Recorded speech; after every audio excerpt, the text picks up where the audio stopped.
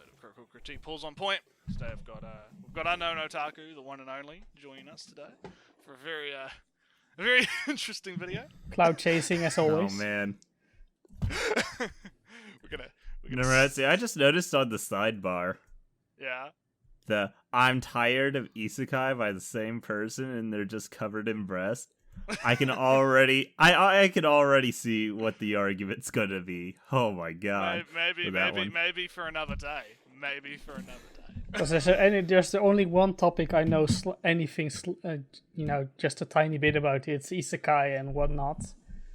Yeah. So if they go or if they step beyond their knowledge base, then I am there to step in and say they're wrong. Ellie's gonna. He's like, you walked into the wrong neighborhood. We'll get Joe and everything. I have 122 subscribers. You don't want to mess with me. The big 3 digits. But anywho, so this is a video. So someone linked me this video on another server where they were like, "Hey, this is a fun video." And I watched it. I've watched the whole thing, right? And I was like, I haven't. Yeah, this is a fun video.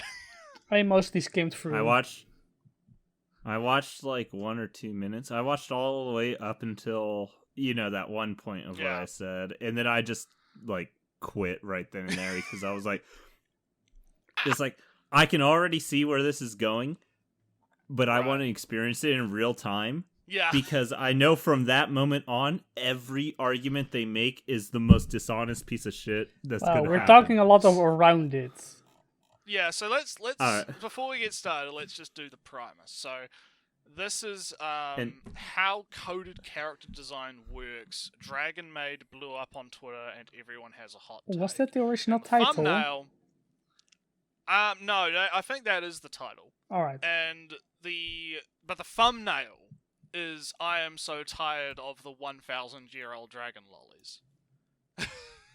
Which is fair. So, which I guess is fair. I mean, I wonder why she's tired of them. I wonder what the problem is with the dragon lollies. So, I'm just gonna say it now. When, when I gave up and stopped watching was when she said, even if the My Hero Academia character was child-coded, it's not a problem. Yeah. And I was like, I'm done. Get ready. Buckle up. Buckle up, viewers. This is gonna be a fucking ride. So, I guess without any And further... Neretsu knows I'm not exactly pro-lolly or anything. Yeah, no, yeah, so I should be agreeing with them, but their arguments are so fucking stupid, I can't. Yeah. So I guess since you dropped that, right? We're like stalling because we don't want to watch the video. Yeah. So Unknown, you would say you are I don't know. Would you say you're anti-lolly?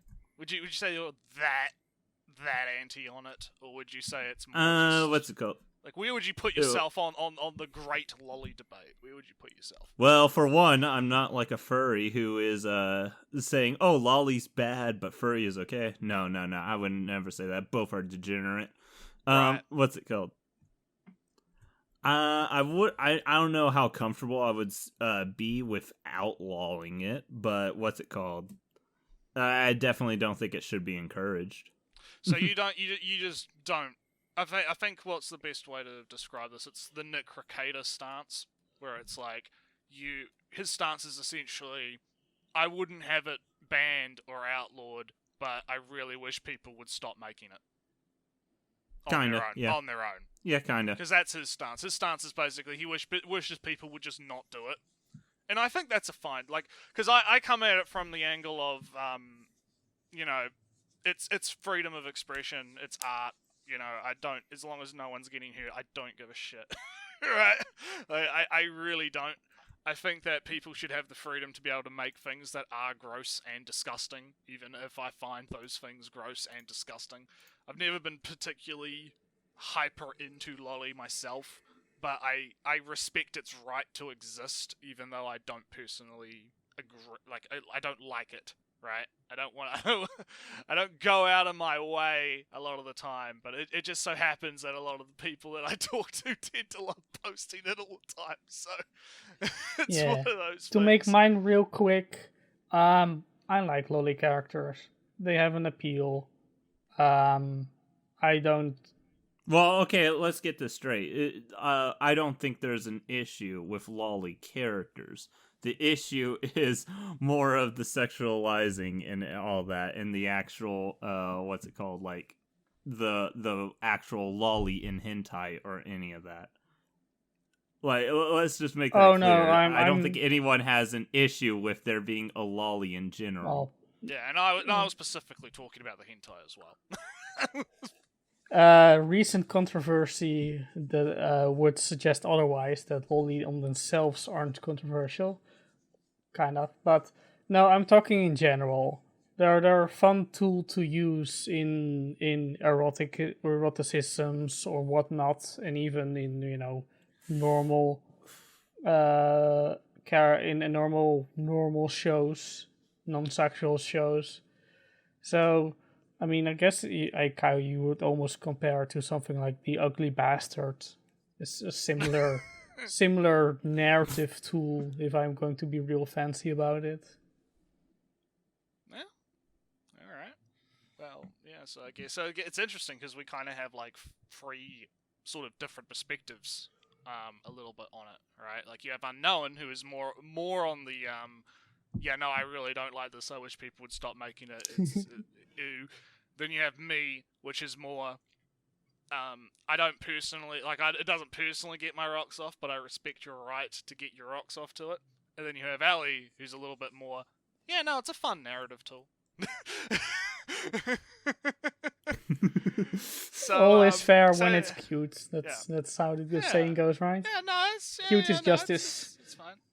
I think at the end of the day, I think we'll probably end up agreeing more than we disagree. But Yeah, it's going to be. course. I think it's going to be a very. I mean, interesting- if we're talking about whether or not you should be judged for liking it or not, ooh, I well, think we'll that see. we would all have a different take on that. Well, who cares we'll about see, that? We'll see where that goes in the video then, I guess, because I think this is just going to be a very interesting discussion because we have. Such, Oh my god, does she mention something like that? I don't know. We I might. forgot.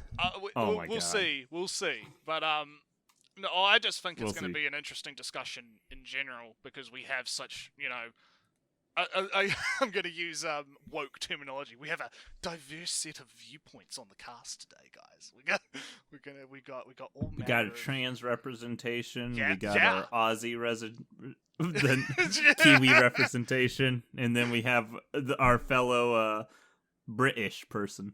Yeah, it's 100% correct. There's nothing wrong with this assessment.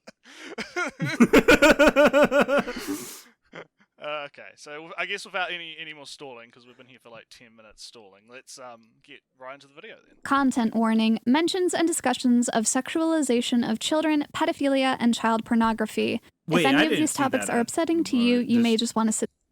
So when she says child pornography, is she actually going to bring up like actual No. examples of real? No. Not like actually show it, but Would you fucking imagine?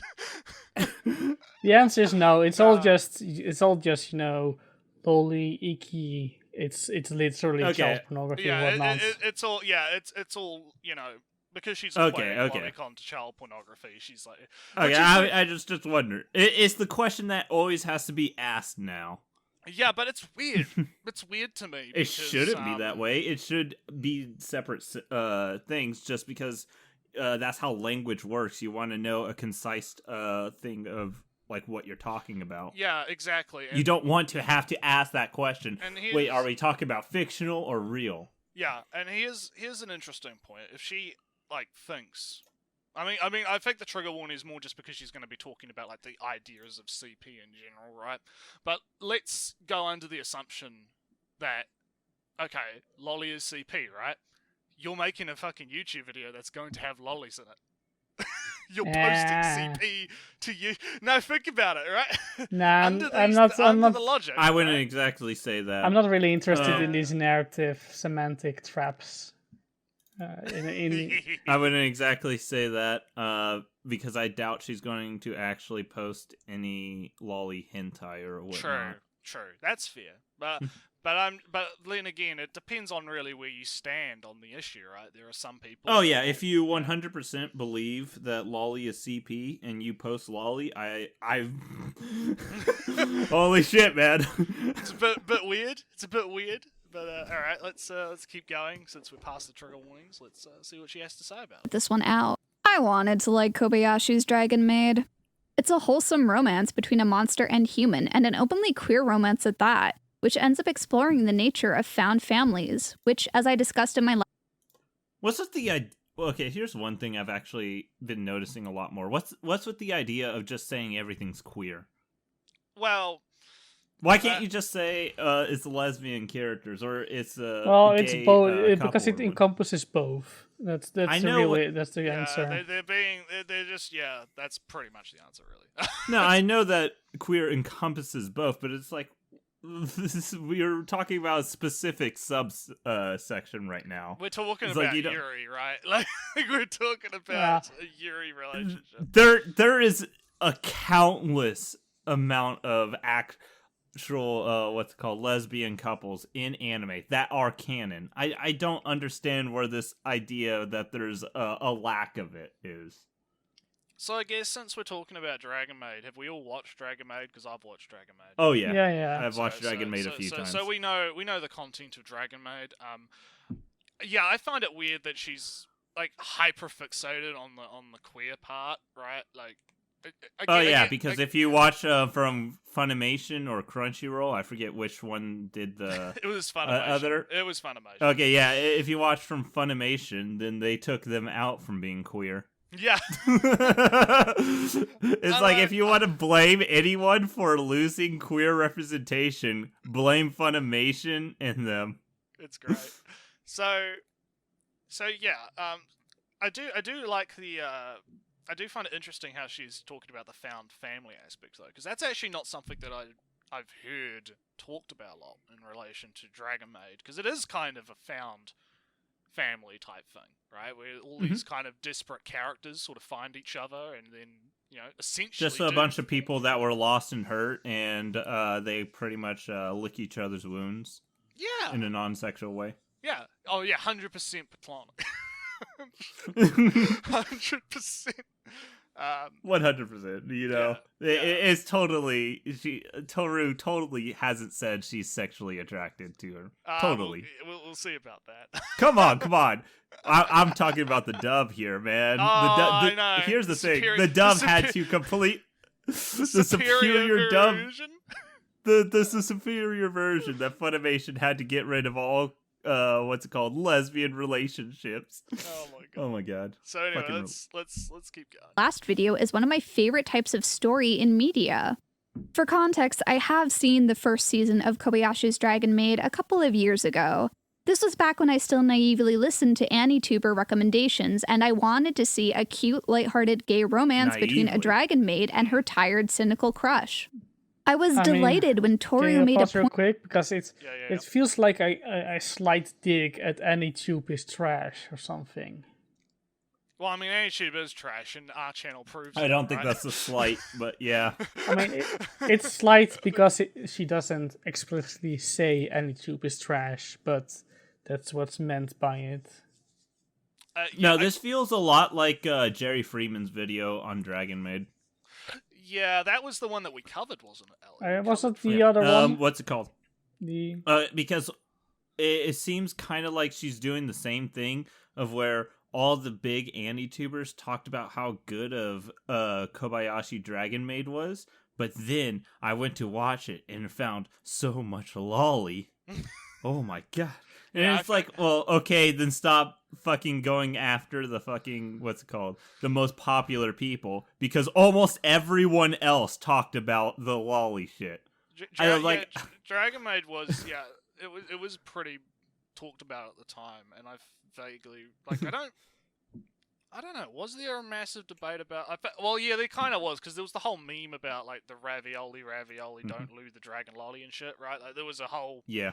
thing about it. So I guess you could say, yeah, it was debated at the time, right? somewhat. And I do remember Freeman's video, because I think that was the one that we covered. Yeah, it sounds more both you and me. familiar now.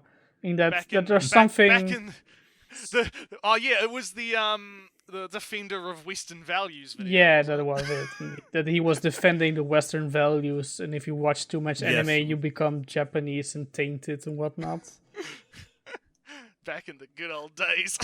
Back in the I mean, Western values aren't that bad per se, but no, it was just his really weird idea that like, oh yeah, so you I know. watch, yeah, it was weird. But anyway, that's a different video. you watch Let's- the more anime you watch, the less Western you become, something like that. you watch anime and your eyes start to get You slightly- become an actual Japanese person. We're being hyperbolic, but Yeah. yeah, it was a funny fucking argument. It was really funny. So let's keep going. Point to state that action to Kobayashi is romantic and sexual, completely destroying any possibility of queer baiting. But the more Unless I you're watched watching and the the more the dub. story strayed from Well, Toru and Kobayashi, the That's not being increasingly discussed less now, delighted because I the credits are became. also Japanese, that Until means this is a finally Japanese episode rip. 6 happened and one of the children pins down another child, and I had to ask myself, how did I get here? Dragon Maid recently came under fire when the new season was announced and this character dropped, and everybody lost their minds. Should she really there were a use ton fire? of different gut reactions. Okay, so She's, this is this is the topic of the video. no. I mean, it's a joke. It's a bad joke. Should she really say the studio has come under fire? Ah. Yeah, she should Oh. have said it was very lit. Oh no. Okay. Actually, no, it's not too soon. I don't know. But anyway, so this is the titular problem character. Apparently, we've got. I don't know. Would you even call this a lolly? Like, Nah. Mm, I mean, yeah, she's short. She's kind of childish, right? But like, look at those knockers, dude. Like, I mean, Oppai Lolly is a Oppai Lolly. thing, but yeah, Oppai Lolly is a thing, but even then, it's like I don't know. so I don't I mean, really. what's it called? It's of course a personal opinion, and whatever you have points and points of signifiers and coded characters or whatnot. I don't really feel this is a really an Oppai Lolly character, but this I is wouldn't say lolly. that's just kind of my personal opinion, I guess, because yeah, you do need to see a little bit more of the character. She's I would say more if she's short stacked. Yeah. But Yeah. what's it called? And a lot of it has to do with the features, a lot curvy, the eyes as well. Because when you go look at the eyes, all child characters have much bigger eyes and much bigger, what's it called? The iris. Iris. even in anime And all that shit. Yeah, even, And, we'll get to a lot of that. and we later. get into like a lot of the art theory. features. Yeah. No, there's a lot of features that in anime that people do that are very subtle on if they want to portray a character more, what's it called, childlike and whatnot. But I mean, this I guess the head ratio I've heard isn't too bad. It's a little Stop spoiling the video. No, because we're gonna get there. No, here's the thing. I've actually heard the head ratio thing way before this video. Oh no! Well, yeah, because the head ratio thing is actually a thing in art, and I want to get to it when she gets to it because I have a lot to say about that. You only told me that she uses it. I haven't seen Yeah, it, but no, we'll see. She gets into it later, and I want to talk about it. Okay, Yeah, I thought it was going to be a bypass, but all right. Oh let's no, see. it's not. Oh no, it's not. But So with this Oh. though, back to Oppai Lolly here, right? pseudo. So essentially the context here is the new season got announced, this character got revealed, and everyone kind of did lose their shit a little bit, which I find very weird because the first season of Dragon Maid came out. Everyone loved it. Everyone thought it was great. There was obviously the few people that were like, ooh, lolly. But like, it wasn't like, I think those people got overwhelmingly overtaken by people that praised the show, right? And then if you actually look into the manga, right? If you actually look into the source material. the manga is terrible. Holy shit! well, The no. manga is degenerate as Look, fuck. Look, the manga is so based it got banned from a school library. Did you hear about this, Unknown? I don't know if you knew Yeah, I about mean, this at the time. I guess it No, was. I haven't, I guess actually. it was valid because, there is a scene somewhere, somewhat early, when they say that how dragons basically bathe in some lake, and to clean themselves they lick themselves and each other, and in the anime it's some vague mosaic misty rendition of two humans behind faded glass, smoke glass, licking each other. You can see, but in the manga, it's just some two little white clouds covering the naughty bits, and you see Kana and Toru licking each other naked as a representation of how they would have looked in human forms. Yeah. So What the actual fuck? So Unknown. There was an incident. I believe it was like it wasn't last year. I think it was 2019. This happened, right? I could be wrong, but this is just going off my memory. Reasons I don't read manga. There was a copy of Kobayashi's Dragon Maid at like some library. I don't know if it was a school library or if it was like some other. It was a library, right? And someone complained about it, and they took it. Saying it was too fire. Yeah, I mean, too. The Dragon Maid manga is a lot more edgy than the anime, so I think it's kind of fair actually. It's removed if it was a primary, not primary, I guess, but a normal school library. But to get back to the point I was trying to make, right, is that I think a lot of people got into the anime, and that was my phone going off. A lot of people got into the anime and didn't realize exactly what direction this is going. Because from what I understand, it only gets more, as Unknown would put it, it only gets more degenerate as time goes on, right? So, I don't know exactly what people were, like, I feel like this is a case of people get into the anime is not exactly like the manga, and now the new season's coming out, which looks like it might be more like the manga, and people are like, yo, what? Now, if you want, man. it's more like if you have a graph of, I guess, general degeneracy, and the manga starts at, say, level at 0 and moves up like 2 points at a time, then you have the anime who starts at -5 and moves 2 points up every single time. Right. At some point, it's going to reach, it goes into the positive degeneracy. And then the positive degeneracy scale. Yeah, and then people start noticing, and at first it's some slight eroticism, edginess with the Aztec dragon, but then it starts like going past level 5 or level 10, and then oh damn, this is real degenerate, real loot. While the manga at this point is already at 20, so. That's how it goes, I guess. God, this reminds me of the time that what's it called? Manga almost got banned from my school.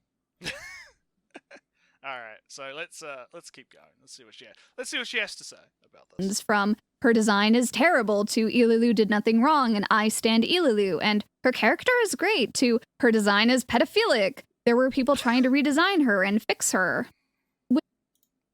But isn't her design supposed to be that she like doesn't know? I've only heard this. I haven't read it myself, but isn't it like she doesn't know what human proportions or any of that is, and she just took a form like her idea of what a human looks like? Yeah, kind of. It's meant to more encapsulate her chaotic and mismatched personality. Chaotic. She's chaotic. She's mismatched, and that reflects in the body that she has. She's smallish, but has usage and shark teeth, but is etc., etc. Yeah, that sounds good. That sounds like good character design if you can recognize their personality from what they look like. So anyway, okay. With sorry. Let everyone on Twitter being vocally opinionated about what is a very sensitive issue, it made me realize that maybe they didn't know what they were talking about or what coding even means and how it applies to character design. So I don't like this. I'm just gonna flash a whole shitload of random tweets at you. I'm not a fan of this because it's like I kind of want to read what they have to say almost. And since we've paused on this one, we've got also liking and defending Lulu doesn't mean you promote CP or a pedo. It just means that you respect an artist's blood, sweat, and tears. Creating a character without a reference is hard. Creating a manga is hard. Your whining lowers the self-esteem of so many people. And then someone else is saying, just gonna say, Kyoto Annie was recovering from the arson attack since 2019 of Lulu character design. Caused you to flame them. That's fucking based. You need help. She's over 5,000 years old. She just says she's 16 because of... It just says that she's 16 because of her parent. Is she actually 16? So that changes things quite significantly for me. Nah, it's 16. It's more like she is 6,000 years old, but because her takes the form of because she took a human form. She looked at herself and says, "Well, I guess this is kind of 16-ish," and then she calls herself 16 years old. That's interesting to me because I mean, obviously. Well, Kana is also like a 1,000 years, and Toru is also 3,000 or something. Look, I'm not gonna we're gonna get into the whole ages thing, but I'm more interested in the fact that one, wouldn't that technically because it's a chaotic character, right? Like we're talking, if she's brought up like the whole family dynamics thing, right? We have the mum, the dad, right? I mean they're both women, but you get what I'm saying, right? You have the mum character, the dad character, the child character. And now they're introducing the teenage character, right? And the teenage character is being portrayed as this chaotic, fiery, rebellious type. It's like Unknown said. It seems like good, design, right? Where you can kind of pick up on those things from just looking at the design, in a sense. Well, I do have to maybe spoil, I guess, in that so Lulu is going to end up with a different character. And so Fafnir ended up with the co-worker and Gluxucal, that Mexican dragon, Aztec dragon, ended up with Shota. So she's going to form she's going to form her own couple with some other character. Okay. Well, I was just because again, I've only watched the anime. I haven't actually read the manga. I've just seen some screenshots of the manga, so I know it's based, right? But I'm just making a random shot in the dark, and also the fact that it's 16 is really interesting to me because of my local laws. So I always get really confused when people bitch about 16-year-olds when the age of consent laws in New Zealand are very interesting. Yeah, I mean they're 16 most of the world. So yeah, I was about to say most of the world has it at 16. So I always find it really weird when people act like a 16-year-old. It's still bad, but whatever. Well, it's nowhere near Kana level though, who is supposed to depict someone that is 8 or something. Right, but I'm just trying to make the point these are that so weird. I always find it really weird when someone will have this whole it's a child when it's a 16-year-old, because a 16-year-old is not a fucking child. Anyone under 25 is a child. Let's not debate consent laws and whatnot. No. I'm not debating consent laws. What I'm debating here is the idea that a 16-year-old is a child, because to me a 16-year-old is a young adult. You go from teenager, and because the reason I say that is in New Zealand, when you hit 16, you can start going for your learner's driver license, right? You don't actually get it till you're 18, but you can start training for it. You're allowed to drink with parental supervision at age 16. You're allowed to do a whole. In America, there's a lot of places where you could drink at the age of 1. But you get what I'm saying, right? There is obviously some kind of in-between gap between 16 and 18 where you are given a. Oh yeah, that's the other one I was thinking of. Is you're allowed to be home alone without parental supervision, right? At 16 At 16. only? Yeah, at 16. If you, That- you can't be home alone without parental without someone watching you until you hit. So that it could have changed, but that's how I remember the laws being at the time. There are, So I can spoil you that there exists no such laws at leaving. I mean, I was alone. Like, I mean, I guess when I was yes, 8 but or you're whatnot. you're in Dutchland, okay? It's different. It I might be go different I out go here. to school on a bike for that's 15 minutes away, or 20 minutes away on a bike, I might have to fact check navigating traffic as a 12-year-old. But that's It's just all that's fine. just look. That's just what I remember from my own childhood. Right? Yeah. Is that 16 is the age where you're allowed to have more responsibilities, right? So to say that a 16-year-old is the same as like a 9-year-old, as unknown saying like the difference between like Kana and like a teenage character, that's a Lulu teenager. in this case. Lulu in this case, like the difference in that is very significant, and I Oh, feel like Ulu. that. Yeah, Ulu. I don't know how to fucking pronounce it, but I feel like a lot of people have this really weird idea of what a child is now. Like they think that as Unknown said, anyone under the age of 25 is apparently a child. And there are actually people that believe this. It's very weird. So yeah, I guess that's the end of that point. Wait, you thought I was joking?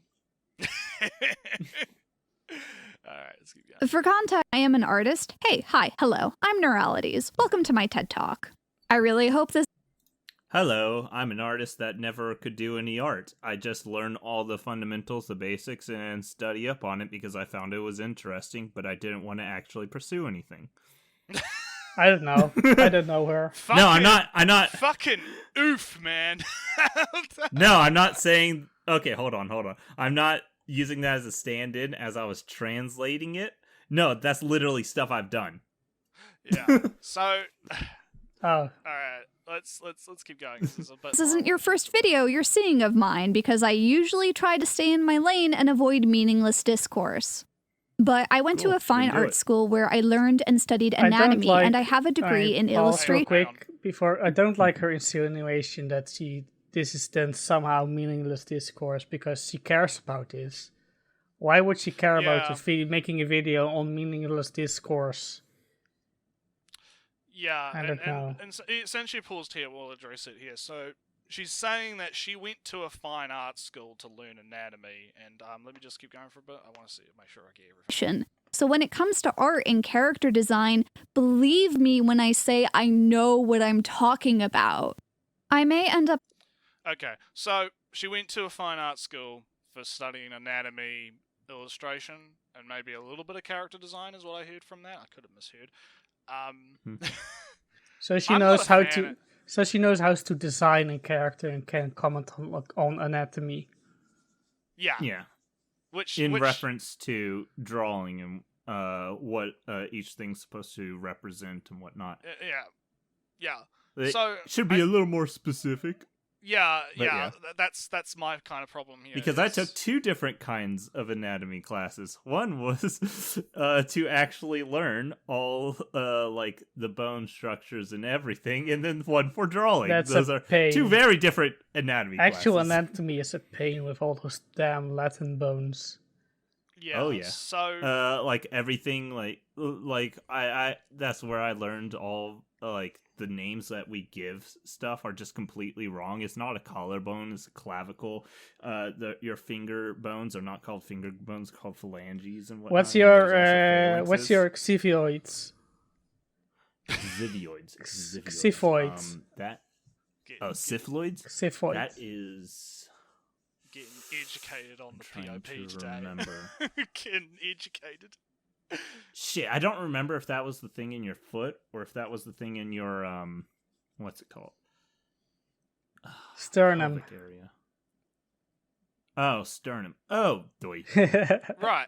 You're So right. so here's the thing, right? One, I feel like her bragging about her qualifications here is Like a we little did. bit of like we did, but I mean we did it because she did it, right?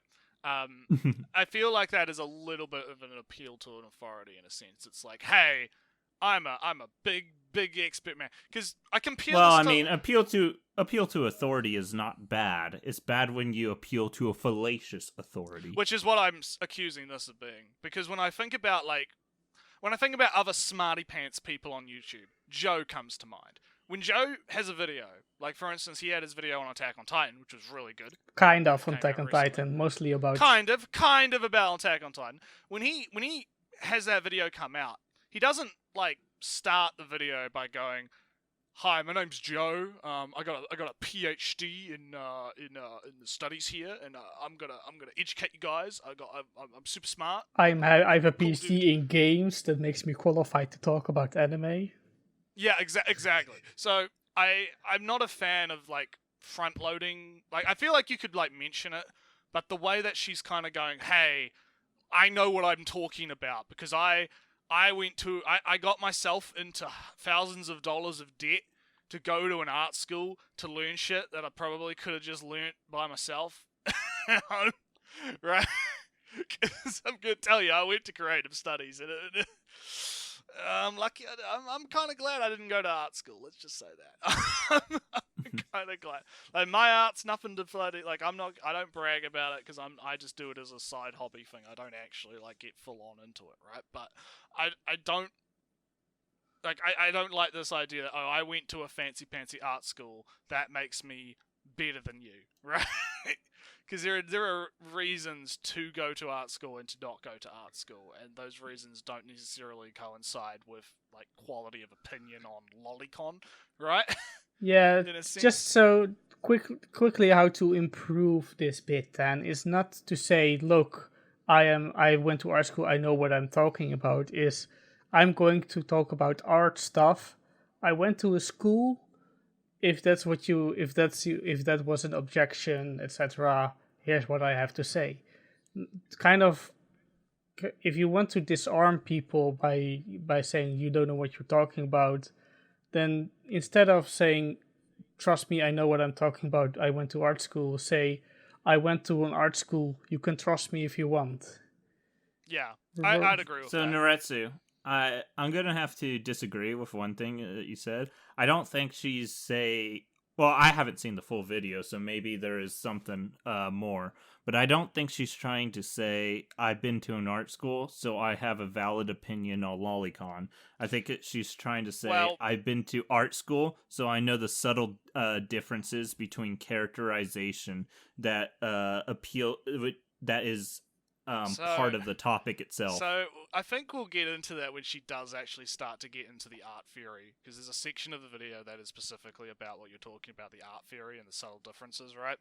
And the problem is that this disclaimer about, oh, I went to art school, I know about this, doesn't apply to a good chunk of the video. Is the problem, right? It's kind of like where she talks about, hey, I'm going to stay in my lane, right? Because if she'd made the video and it was just the section about the art theory, and it's like, okay, so you went to art school, I can kind of, and I actually, because I know a bit of art theory myself, I can go, okay, all right, I understand what you're talking about, right? It's fine. But we're about to get into a thing that doesn't necessarily have anything to do with anatomy and drawing. Is where I'm getting at. So let's keep going and see what she gets into. Over explaining myself, but I'm just going to try to break this down as thoroughly as I can from an art perspective. So Yeah. really, this is less of a hot take and more of an over. Alright, you push play. Break this down as thoroughly as There I we go. can from an art perspective. Okay. I'm So just gonna really, this is refresh. less of a hot Ah, take and okay. more of an Alright, I paused the video. Let me know when you're back, and then we'll try and. Okay, again, I don't see I don't have timestamps, so I guess Oh, it'll. I was at 209. Well, it's at 2:18 now. Let me just drag it back a Eh. bit and see if that. Because usually when you drag it back, it resyncs everyone. So. try to Yeah, break I this just down got as recent. thoroughly as I can from an art perspective. So really, this is less of a hot take and more of an explanation behind what is a long-running problem. What is no, coding? trust me, I saw a hot Coding take is- inside there when I stopped. Okay, so now we're gonna get into the discussion of coding, right? So this is what I'm kind of talking about, right? When you go to art school and you study if you're going to art school to study like a specific thing, right? Like anatomy and that type of stuff. I know, and you would know this because you did it, right? Mm-hmm. Yeah. Did you have any discussions about coding in those classes? So it wasn't exactly a curriculum inside there, but we did have a side discussion that we were never tested on about coding, because the teacher liked to talk about coding. I don't think it was part of the curriculum itself too much. So that's kind of what I'm getting at here, right? What gives her, like, because if she's trying to talk from a position of authority on these subjects, right? So she's saying, hey, because that's what the impression she gave. Hey, I went to art school. Trust me, bro. Right? I mean, I do think it should have been mentioned, because I only really studied coding a little after it, or coding after it. But yeah. Coding, yeah. So that's kind of my point, right? It's like I don't know how much she got educated on coding in her class. Right? I mean, If there's she's a big saying that philosophy. Like I already see it starts like in 1850, so it's like already 200 years of philosophy behind this. I don't know if she's studied philosophy.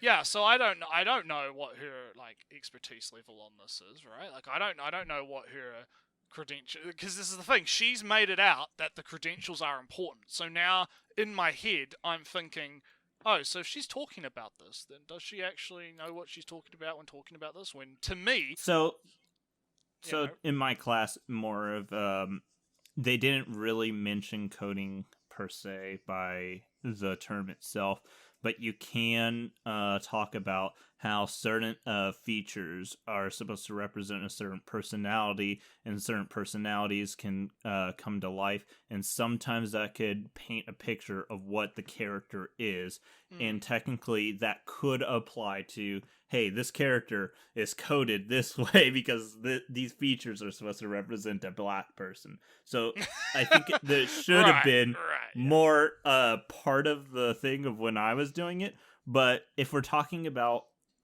like the features on what it should represent and everything like that, oh yeah, I learned a good chunk about that, but they just didn't mention coding per se.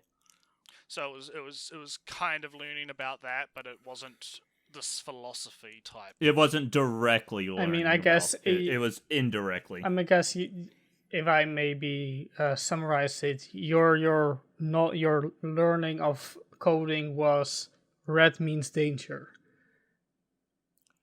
Not exactly. So when I did creative studies, we did some of that, but we called it symbolism. We didn't call it coding. Yeah, it's pretty much symbolism. We didn't call it coding. We just called it, hey, this particular color typically is associated with this, or this particular symbol is particularly associated with this, and then that also applied to, hey, these body structure types, can apply to this. Because coding is a highly specific instance of what you learn. Yeah, that's what it is. It's like what you learn is a more broad and general idea, so that it encompasses everything. And coding is a highly specific part of what you learn. Well, I mean, in the Wikipedia article, she's so kindly got up on the screen right now. It even brings up the whole red for danger. Rules of the board game, e.g., military signifies chess, right? Like that's kind of what it's talking about. So let's see where she goes with this, and I might have to get a drink soon because my voice is getting a bit coarse. But let's just see how we go. The term used in media to refer to when an author wants to convey an aspect of a character to the audience, but does not want to, or maybe isn't allowed to explicitly state what that aspect is. Because just for the audience at home to read it themselves, I'm going to I quickly 1 second going to read it for myself. Okay. Interpretive. So unknown. I find it interesting that the way she's defining it, because she's defining it as the author is trying to convey something that they might not necessarily be allowed to convey as the definition of coding itself, and I'm not sure how I feel about that. It also said wants to, because it could be socially frowned upon. But, that's what I mean, because it's like, You could code something deliberately because you want to do it, but that doesn't necessarily mean that thing that you want to convey is like socially frowned upon. No, okay, here's the thing. She's right about the definition. The issue is when people try to apply coding. That's the issue. What's it called? Because there are actual authors that are intentionally trying to code it a certain way. The issue is when people learn about this and then prescribe it to everything think this character is coded this, and the author's like, no, I just wanted it that way. Buckle up. Buckle up is all I'm gonna say about that. Because but, like I do think it was a good thing at the beginning to learn about, but then a fuck ton of layman people will take that and go and extrapolate it to insane degrees, especially when it gets to certain other things of where they are trying to say the coded character is bad because how they're coded rather than their actions. And I'm just like, what you're doing right now is you're basically explaining my entire problem with this theory, right? Because it ties a lot into Death of the Author, right? Where you'll have people who will be like, hey, this character is coded in this particular way, and that's, I either find this good because I think it's representation, or it's bad because I think the representation is bad. But then you have the author who's sitting over in the corner like, I literally just drew it that way because I thought it was cool. Right?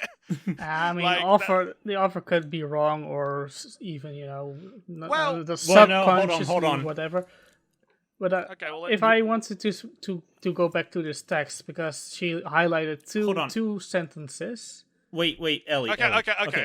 We'll let Unknown interject, and then you can talk about what's. Okay, so when you say the author is wrong, this is an issue where the author flat out can't be wrong, because what coding is accusing the author of doing is intentionally putting these in because they wanted to, They wanted to convey it, but they couldn't. That's a thing the author flat out can't be wrong, because this is not a matter of interpretation. People can interpret it however they want, and that's something the author can't help. The issue is coding is specifically accusing the author of doing it. Yeah.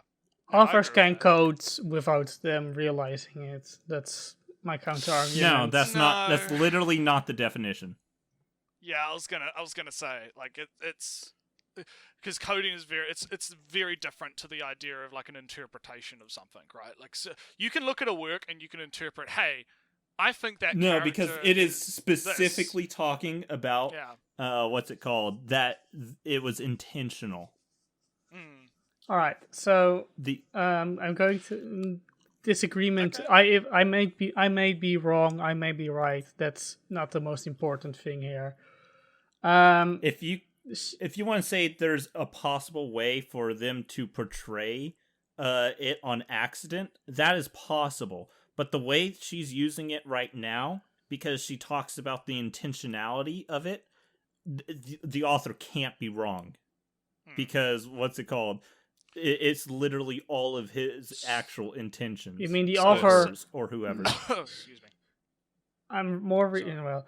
Anyway, I mean, she has highlighted two lines. First is some people, the reader can interpret the signifiers as literal representation. In this I assume she means that kana means child or whatnot, I guess, or just a child. Well, she was actually is signifying for generalized, sexualized, whatever. And there is sometimes an ideology quality to coding system determining levels of social acceptability reflecting current attitudes and beliefs. Yeah. So I find that interesting because it mentions the way. I'm saying the way she was saying it, because if we go back a little bit, she doesn't inherently follow this definition. That's what I was gonna say, right? And how about we do that? That's what I meant. That's what I was trying to get at, because she specifically says Let's- the intentions of the author. author, And when yeah. you're using coding in this specific way, the author cannot be wrong. Right, let's listen to what she has to say real carefully then, shall we? Let's put the nail in the coffin of this. So An aspect character to the audience, but does not want to or maybe isn't allowed to explicitly state what that aspect is. So if you look, the author is trying to convey something, but is not allowed to. Oh, no. They got to Oh him. no, they got him. Wait. She got him. What? No, I get what Unknown is saying. While we see if he's. Yeah, I mean, Okay, to break it down real fast, there's multiple. Yeah, you can't. Okay, to break it down real fast, there's multiple parts of coding, and the part that she's talking about is specifically in the accusation of what the author is doing. When you're doing that, the author cannot be wrong. I mean, because what's it called? It's talking about the author's intentions. Now, there's a subsection of unintentional coding. That is not what she's talking about. She puts the definition there, but she's not talking about that. If you read her definition of what she said, she is specifically using the top part of where the accusation against the author himself. I do think you have to switch out, to say the author can't be wrong, to say the author is intentional rather than unintentional. Because the author being wrong or right doesn't really matter. Hang on. Let me. Let me put my 2 cents on this because I actually agree a bit more with Unknown on this, right? Because she is making a accusation of coding against the author, right? She is specifically saying, "Hey, I'm looking at this work and I am going to accuse you of coding it in this particular way, right? E.g., lolicon sexualization, such and such, right?" So she is making an accusation against the author, and in that case, if the author turns around and says, "No, I didn't do that because I didn't want to do I didn't do it like that deliberately, or I didn't do this," right? What in like an interview or something, right? Then in that case, yeah, the author is correct because the author's word subsedes her interpretation of the work, technically, right? Or should, at least, right?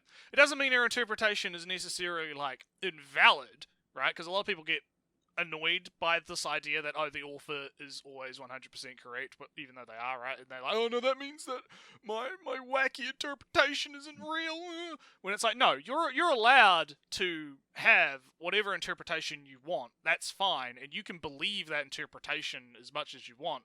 But if the author turns around and says, "No, I didn't write that. That's not what I meant by that. That I didn't do that. That's not my intent," right? Then To explain the purpose of death of the author is to remove the author's word to get rid of contradictions in a narrative and everything like that. Mostly to go and find like the meaning behind it. The issue where you can't use death of the author is if you are saying the author is deliberately trying to portray this message. Yeah. In the sense, because that is something, what's it called? Only the author would know, and the only way to prove it is with the author themselves. Yeah. The issue is the author can lie. That's an issue. Well, how do you know? Well, that's getting way into the weeds because it's like, how do you know they're lying, right? Well, because I could try to prove from the works, and I can show all the signifiers and whatnot. When I was doing Death of the Author at my own studies, right, when I went to Polytech, when we were talking about it in the frame of art reviewing, because that was one of the classes I took in creative studies. It was one of the different things that we did. And when we talked about it from the idea of, so what you do is you remove the author from the work so that you can look at the work at its own merits and you can judge whether or not it conveys its message that it's trying to convey in a correct, like in a way that actually makes sense, right? Like if the work is clearly like based on viewing it alone, setting out to try and portray this, right, or something, and then it doesn't actually portray that, and it's completely like doing something really fucking crazy, right? And even like the author's intent, right? It's doing something way out there. then that's how you would review that piece of work. You'd go, okay, so it's trying to do this, but it's not actually succeeding in doing this, therefore it's bad, right? In that sense.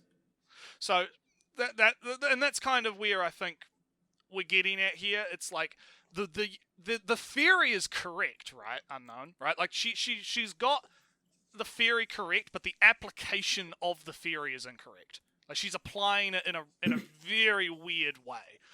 I mean, that's always my issue with leftists, but Right.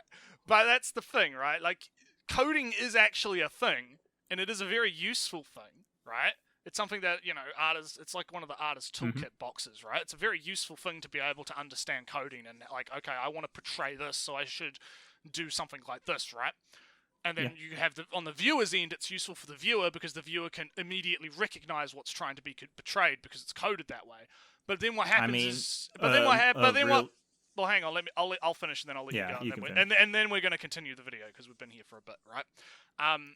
But then what is ending up happening is you have viewers like her who are looking at it through like a very particular lens, looking for specific types of coding and seeing those codings when they might not necessarily be there, and if they are there, applying authorial intent to those codings when they might not necessarily have been intentional is the problem. Would you agree? Would you agree with that, Unknown? Or I'll let you finish. Pretty much. Yeah. What I was gonna say, to give the two examples she pretty much gave on what coding is, it's not that bad. It's just the application.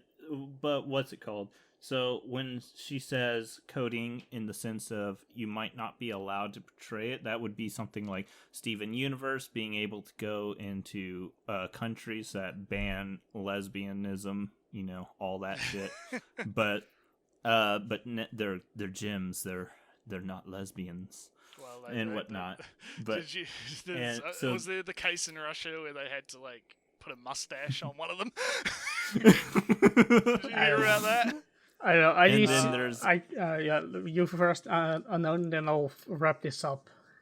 Yeah. All right, then there's the I want to portray something, which usually when we were learned, it was usually seen as a negative, but it can't. I guess there might be a positive way to use it. I just can't think of one on the top of my head. If you want to portray something, but it's not socially acceptable, I guess Happy Sugar Life could have done something like that. But more of, to get a more defined example is if you wanted to paint this character to be some kind of minority, and you hate that character because they're a minority, but you don't want to flat out say it, so you instead code it to be, this person is a minority of this thing, and then you use those examples on why they are a minority to why it's bad. But what's it called? I can't wait to hit play, Unknown. Alright, I'm going to end this up by quoting Wikipedia, the most reliable source of all. Self-evidently, the most effective communication will result when both the creator and interpreter use exactly the same code. Yeah, pretty much. Okay, let's. Man, that was fun. Let's keep going. And some character may not even literally be the thing that they are being coded as. For instance, Renaissance-era Disney villains were often designed and behaved in a way that read to the audience as queer-coded. Scar is effeminate and willowy, Jafar wears eyeliner, Ursula was literally based off of a drag queen. So... I told you, Unknown, I really wanted to hit play. Wait, I don't remember this part. How is Scar effeminate? Yeah, so I don't buy this is where we're getting into the problem, right? This is the problem.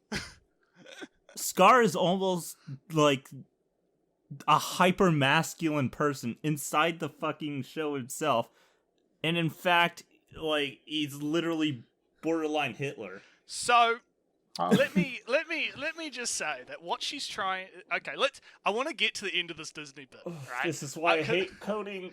This is why I hate it too, Unknown. Don't worry. So let's hear what she has to say, and then we're gonna completely fucking destroy it. Okay, so let's hit play. At the time, the character designers were using this coding to illustrate that there was something inherently deviant about these characters because of the way they contrasted to the designs of the cis, het, young, and beautiful ideal of the protagonists. You can't, can you? I see Jafar. This is all the wrong. Just think that he's named Jafar, right? It's been so Yeah, long. it's Jafar. Yeah, Jafar, it's Jafar. Yeah. Jafar and Scar are lanky or tall. I mean, Jafar is no, not Jafar. Scar has a very thin face, right? He's very thin character. If he would be standing, he would be tall and thin like Jafar. They are portrayed as conniving and scheming, not for their physical prowess. Yeah, but conniving and scheming, and I mean, I guess you could say they're more black-coded. Color, yes, in the letter of color black. I mean, when we talk obviously Jafar is supposed to be like Arab, right? Well, no, I mean, I didn't mean literally it's black. Arabian, right? I didn't mean literally black as in the skin color. I know what you meant. I know what you meant. All right. Yeah. Well, in this image, they And both also have the basically the same skin color. I mean, I think that Aladdin here even is a slightly Yeah, that's interesting. darker That's shade. interesting how she. Yeah, that's interesting how she's talking about like how they reflect Straight white based- head. Look at this. Look at Aladdin. Look at Aladdin. This straight white male right here. this glowing beacon of straight white masculinity. Oh my God. But here's the thing: like Jafar's not okay. She says inherently evil. Okay, so Jafar isn't inherently evil. I don't even know what she's trying to accuse Jafar of being. But Well, what's it called? I wear an eyeliner. Let's just get in. Let's get into the design. If you look, one of the things that you learn is the more pointy or everything like it is subconsciously in your mind is more abrasive and more like evil and whatnot. Yeah, If that's you why. look at that's why so when you're hang on. lanky. Oh, sorry. I have a really good example of that. If you look So- at Count Dooku in Star Wars: The Clone Wars, right? His beard is like a knife, right? It's like a fucking triangle, right? He's very sharp. His silhouette is very, jagged and sharp in the show compared to the other characters. And that's I just wanted to interject with that because I think that's a really good example of that to add to your point. So I'll let you continue. Yeah. Sorry. So if you look, Jafar's nose, Jafar's lips, Jafar's little mustache with a point, Jafar's chin, Jafar's fingers, his knuckles, everything, his elbows, his everything is very, very sharp points. His eyes, his eyebrows, and then his outfit is some of it is pointy as well, but a lot of it is more due to the blood red of the color, which is a danger. This means death, as well as the blackness all on it. It's like, is there inherently evil to him? Yes. Not because he's coded in like some LGBT thing, but because this is exactly how you show what a villain is if you want it showed based off of their looks. It's brilliant character design. Yeah, so and if so, you look at so Aladdin, so hang on before you continue. So everything you just listed there, that's actual coding, right? That's what real coding is, right? Is that stuff? That's what actual coding is. This LGBT stuff, that's wild shit. But anyway, I'll let you continue if you want to keep going. I don't inherently think that it's wrong. It's just I think people overly use it. They're better. Well, here's the thing. My problem is that. Okay, so I'll let you go, Ellie, because I know, I know I want to try and let everyone have a go, right? But my problem here is not necessarily the fact that she is identified these characters as maybe being LGBT, right? Like in her mind, she has picked up on some queer coding somehow that has given her that interpretation. Fine, that's great. I'm okay with that.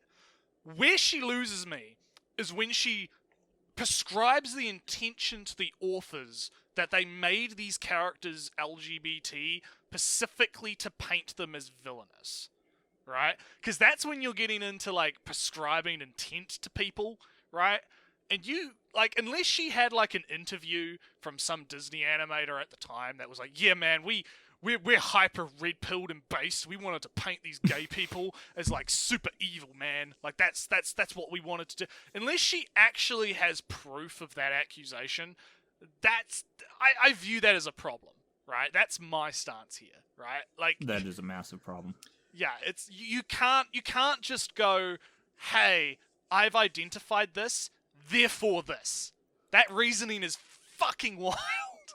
Yeah, Right? I just wanted to mention that, like Naruto said, there's nothing inherently wrong of trying to pick up LGBTQs one way or the other in popular fiction. I mean, popular fiction is the place to try to pick out these signifiers and coding and symbolisms, because the most people have seen it. So trying to find and see if they exist there is important. But in relation to Jafar, the issue is that there are far more overt, important, visible, and recognizable signifiers in a completely different direction that points to Jafar simply being evil, rather than him having wearing, was it? What did she say that Jafar had? Queer. We don't know. She just said he is part of it, and No. She specifically said that Jafar has eyelashes. Yeah, we can go back to that if you want, and I can. wait, Something. Yeah. she tried to No, eyeliner. That's Oh it. All right, Eyeliner.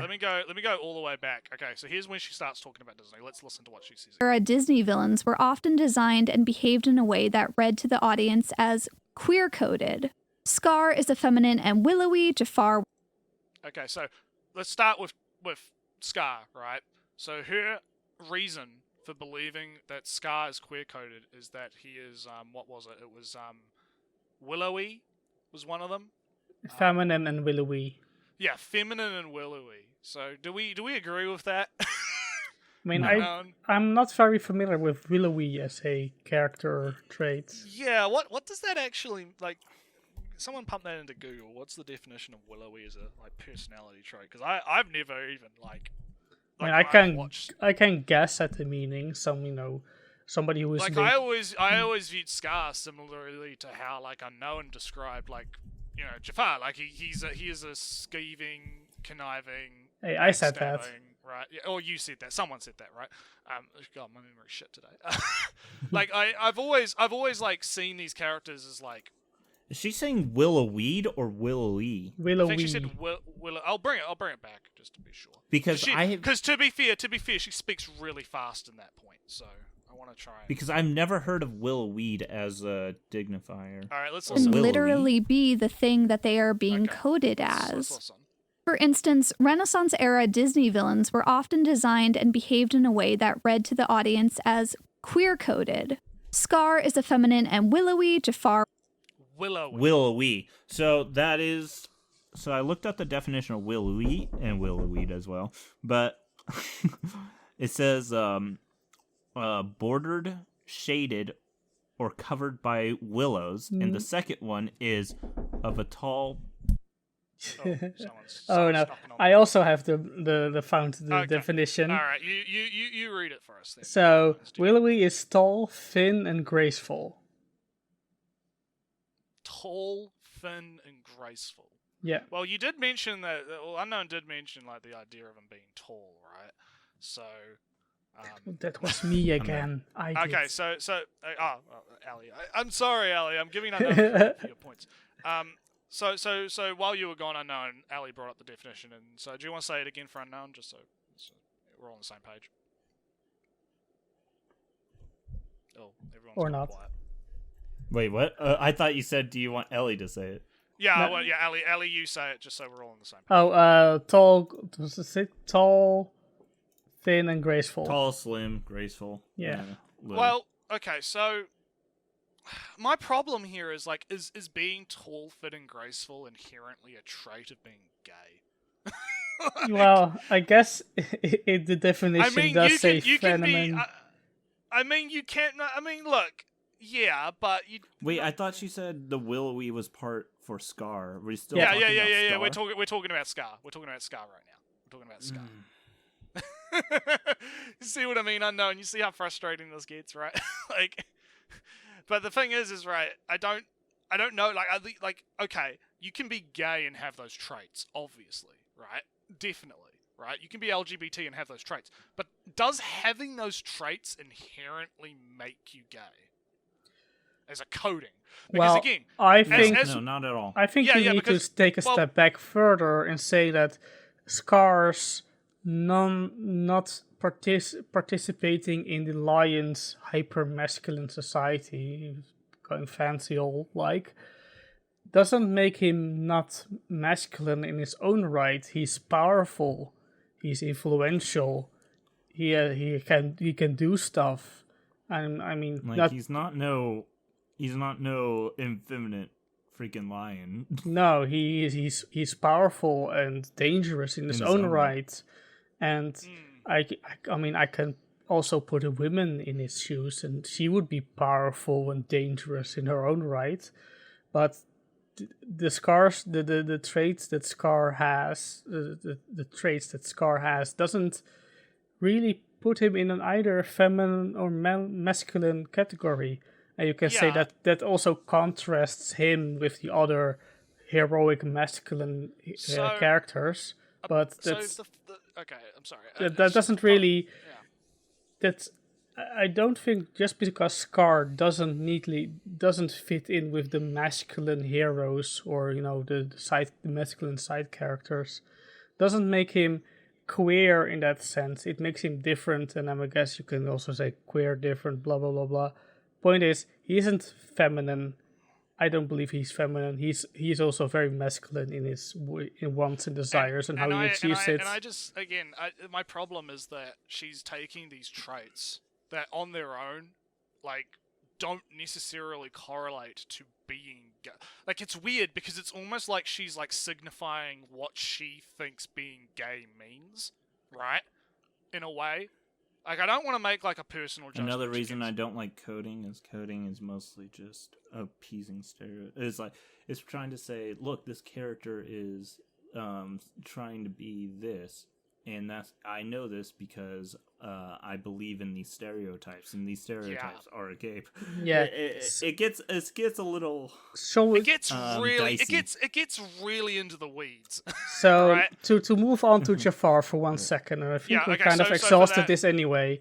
That Okay, so for Jafar's Ja- eyeliner. Oh, All sorry. right, let's listen to what she has to say, and then we'll dissect it, and then we'll move on because we've been here. Man, we're going to be here for a while. I didn't think we'd take this long, but we're actually having a really good discussion. So, let's listen really carefully to what she says. And behaved that read to the audience as queer coded. Scar is effeminate and willowy, Jafar wears eyeliner, Ursula was literally based off of a drag queen, types of story in media. Oh, Oh, Child coded, it's childlike, so someone's skipping around. Jesus. I meant to hit pause. how dare you? All right, we're back at Jafar. So the only thing that she said was that Jafar wears eyeliner. Which Oh is my only God. serves to make him more pointy, because the eyeliner Yes. only makes the eye more Yes. pointy. That's the purpose of the And, eyeliner. and look. I Don't hate these fucking. look. Men can wear eyeliner too, you know. Like, it doesn't need, like, if he want, like, there are Especially if you're in high court. In high court, you Oh do. yeah, like there are examples, especially in history and as well as like even in modern day, where it's like, yeah, no, you can be a man and you can wear makeup if you want. It's weird. It's weird because when I think about like the progressive mindset, right? When I think about like, okay, the progressive mindset is supposed to be something along the lines of, okay, screw the gender norms. Gender norms don't exist. It's a spectrum. You're allowed to be whatever you want to be, right? But then you have Jafar over here, right? Who's like, oh yeah, he wants to wear eyeliner, right? And it's like that somehow makes him immediately gay or LGBT just because Well, he wears you eyeliner. kind Weird. you're kind of forgetting the intent that is being ascribed to it. Yeah. He is not wearing eyeliner to as a rejection of gender norms. He's wearing eyeliner to portray him as different and an extra on top of it evil, which makes him wearing eyeliner evil. People So who wear what- eyeliner are evil. So, you know, Apparently, yeah. Apparently, that's the lot. Jafar is part of the most oppressed group, the eyeliner group. yeah, Yeah. something like that. But yeah, Eyeliner rights. so that's basically it. So Willow Scar is not masculine in the pure physical strength, but he's very dangerous in any other respect. And Jafar is very pointy to the point that his eyes are pointy, which is achieved by a little bit of eyeliner. You know another code, I guess, right, that I'm noticing here between all three of these examples. You have Scar, you have Jafar, and then you have Ursula, right? They're all eccentric in their own way, right? When they're animated, right, you notice that how the animators animate them, they have them being very exaggerated in their movements, right? Like you saw Scar with his fingers, right? And you see Jafar and his facial expressions, and you see Ursula, and how she swims and the tentacles move and all this other stuff. Like they're all very eccentric characters, right? And I'm wondering if perhaps that's part of like this queer coding thing, where she's thinking that just because the character is eccentric, that means that they're gay. Like it's Well, really I kind of, from what she shows, I mean, I don't remember these movies whatsoever anymore. So I'm going to off what she shows, and I would agree with Ursula that Being black, yeah. that Ursula being based on a trans character and then made evil does make being different evil in that sense. Coded, whatnot. Okay, let's okay, well, disagree. okay, stop. Yeah, but it's kind let's of let's this listen, mine. I want to move the video a little bit and then we'll talk. Whereas eyeliner, Ursula was literally based off of a drag queen. Yeah, because I wanted to bring the picture up, right? Yeah. First question I have. First question. Did they get the consent of the drag queen to use her likeness? First question. Well, Right? No, seriously. I don't First know. question. No. Well, this is exactly right. First question is: did they contact this person and say, "Hey, we want to use your likeness as a Disney character, right? As a villain, right? You're okay with that? You're okay with playing, or let's say if the actor was LGBT and they wanted to play." Or they were cast to play a villainous character. Obviously, they would have consented to that representation of themselves in the work, right? And this is where this idea that the animators did this deliberately to make gay people look villainous, just falls completely to shit. Well, Right. no, I do have a counterpoint, but I don't think we spent long enough on this. I don't feel like arguing minor but at points. the end of the day, the problem is that we lack the background context to know what the author was thinking and what the authors did, right? Like you said, you don't know if they contacted this drag queen to do their likeness. We don't know that. I don't know that. She doesn't know that, right? But she's the one here prescribing the intent to the author and saying, no, they definitely did this because they wanted to do this. I don't think that the consent matters as much as you That say. gets a little iffy. But Oh, no. I'm not saying the consent matters. I'm just saying we don't know if consent was gained or not. Man, because- I know I'm in a group of gamers when they say consent doesn't Yeah. matter. Exactly. But that's my point. My point is that because we don't have that information, we can't we can make the assumptions, right? But that just makes them assumptions. They're not fact, right? We can't say for a fact that they are doing this to make the gay people seem evil when we don't actually have any real evidence of that other than I think these characters are gay. Right? That's where I have a problem with this. Well, But let's move on. let's move on. The character designers were using this coding to illustrate that there was something inherently deviant about these characters because of the way they contrasted to the designs of the cis, het, young, and beautiful ideal of the protagonists. Look at this. Oh, okay. She didn't say white for Aladdin. Just cis. Oh, okay. Damn. Damn it. But what's it called? Still. But what I was trying to say is, well, I was going to go to Aladdin, what's it called? It's more of a lot of it. Him is covered up. You won't really know what he's truly thinking. But a lot of it is, if you look, he's rounded at every single point, even his nose. Spots that would be mostly pointed are almost all, like, if you look at how his outfit is, the points are all cut off to the point of you can't see it and whatnot. The only things that you can see that are pointed are his eyes and his smile, because he is deceiving everyone that he is a prince, in the sense of, what's it called? The truth lies beyond what you see.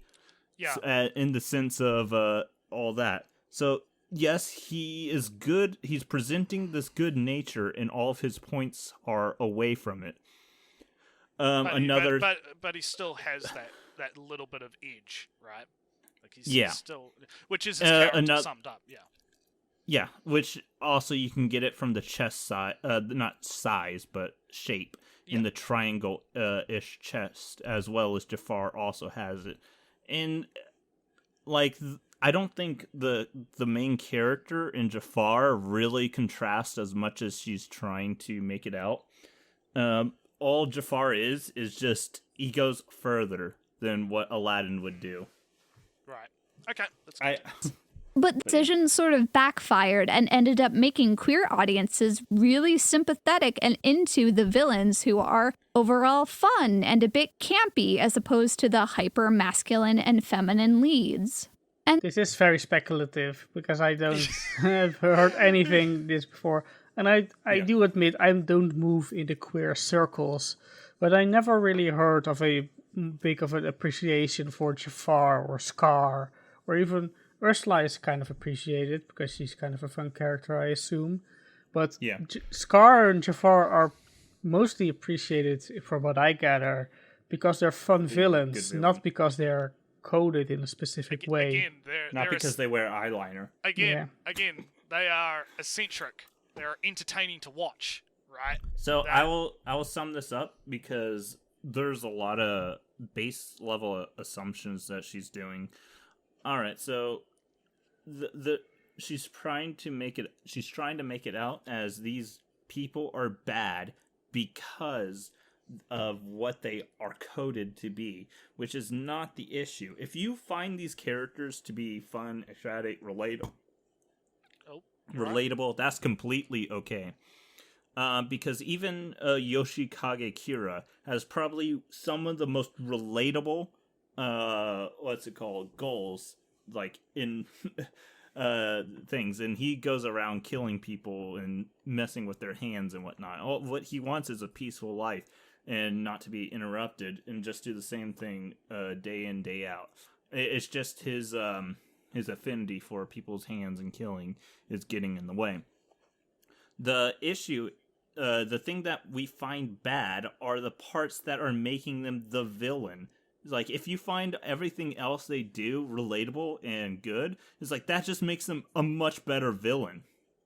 Because that makes them a more believable human. Yeah. They don't know this, but what they're secretly advocating for is for villains to never have any depth beyond their bad. Yeah. Because you can't paint normal people being bad. That's just wrong. And it's weird because, like, Scar is not bad because he's apparently gay. He's bad because he betrayed the king, right? Like, he murdered. He wants power. Yeah, he wants power. And right? his rule will devastate the realm. Yeah, he wants power, and he will abuse that power, and he'll do anything to get that power, and everything around him will die because of his thirst for power. That's why he's bad, right? Yeah. It's not because he's gay. It's not because he's gay. And I feel like if you boil it down to, oh, they're bad because the authors made them bad because they wanted to make gay people bad. Like, it drives me up the fucking wall. Noretsu, gay people can't be villains ever. I know. It's like women can't be villains either. You can't.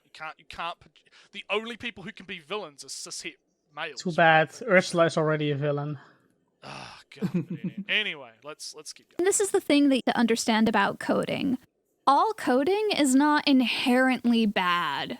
It really depends on why the author is choosing to code a character and what that coding is meant to convey. When a corporation like Disney consistently codes characters as a marginalized group, like people of color or the LGBT community. Hey, pause real in quick. Damn, too late. Yeah, I don't know. It's still on Scream. Yay. The Hades. His name. Yeah, is I was Hades. like about to say what the. Like again, Jafar being a marginalized group because he wore eyeliner. It's like, Oh man, I didn't know Captain Hook was gay, man. Isn't he Wait. Spanish or Italian? One or the other. Southern Europe. yeah. I mean, they're marginalized in some respects, but not really as a culture as a whole. And I don't get Hades, because Hades is pale as fuck because he lives underground. Yeah, Hades. Yeah, it's I flat out don't understand what Hades is supposed to be. I guess gay. I don't I fucking mean, know. willowy, I guess. Look. He has thin fingers.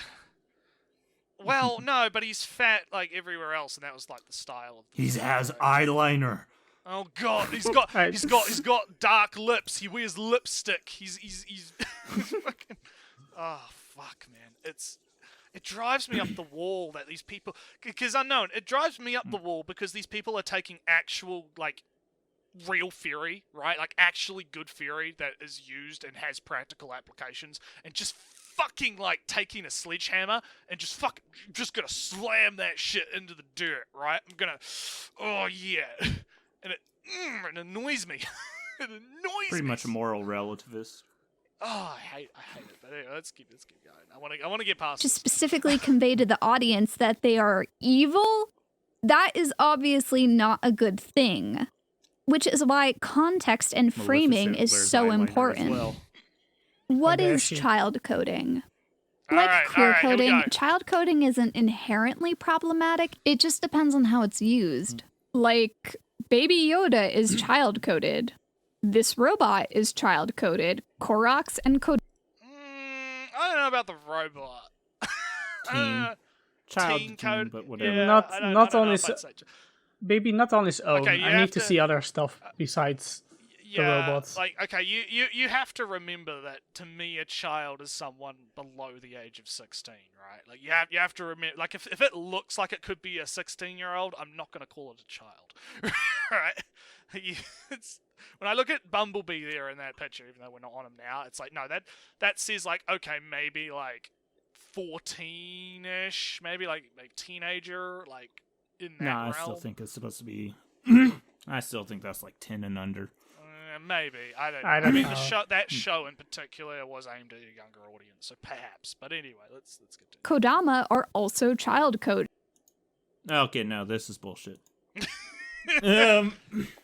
So to figure out whether it's child coded or not in this instance, you will have to go and look at the other ones, which you have an example here.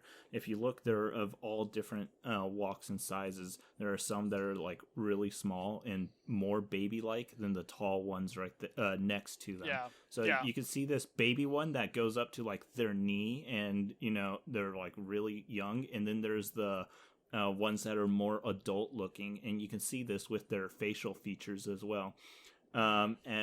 As in the smaller ones are more chibi, round, and plush, like you can poke their cheeks, and the taller ones are more angular and jagged and more adult-like and whatnot. The one with their It's is like- their arm crossed. That does not look like a child at all.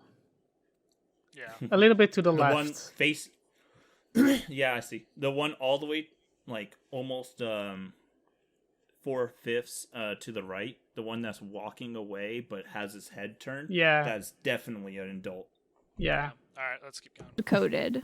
Child coding just means that a character has design elements that make them read to the audience as childlike, even when they may not be children in a technical sense.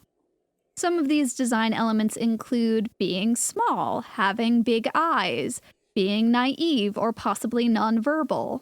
And when it comes to discussing child coding and how people throw the term around, we end up running into some problems with exactly what it does and does not apply to, because short women also exist. Okay, so No, they far, no, they don't. Well, I mean, all women are short, so. Especially to me. Exactly. Yeah, I'm a tall boy as well, so it's like, Jesus. But so far, there's nothing wrong with what she's saying right now. Like, yes, Oh, yeah. those aspects are definitely things that one would do to make a character seem like a child. Like that's the correct part of this, right? Like that, we could probably all agree with that. Like so far, we're on the right track. Because here's the thing, I watched two, mostly right here and whatnot. It's like none of this felt dishonest. It just felt malinformed. It only gets Right. dishonest like a minute later. Okay, let's here we go.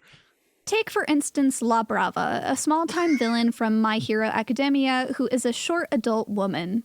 Her design has elements that can potentially read as child-coded. She's short, her head is big, and her eyes are placed lower down on her face.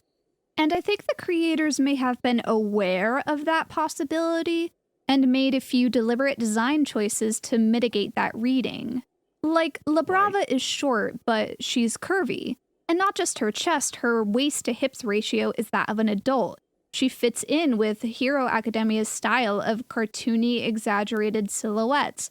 Her voice actor is an adult who uses her normal speaking voice. Also, that's not true. That is not the normal speaking voice, and I just flat out don't believe it. It'll show it. Ugh, this is so frustrating!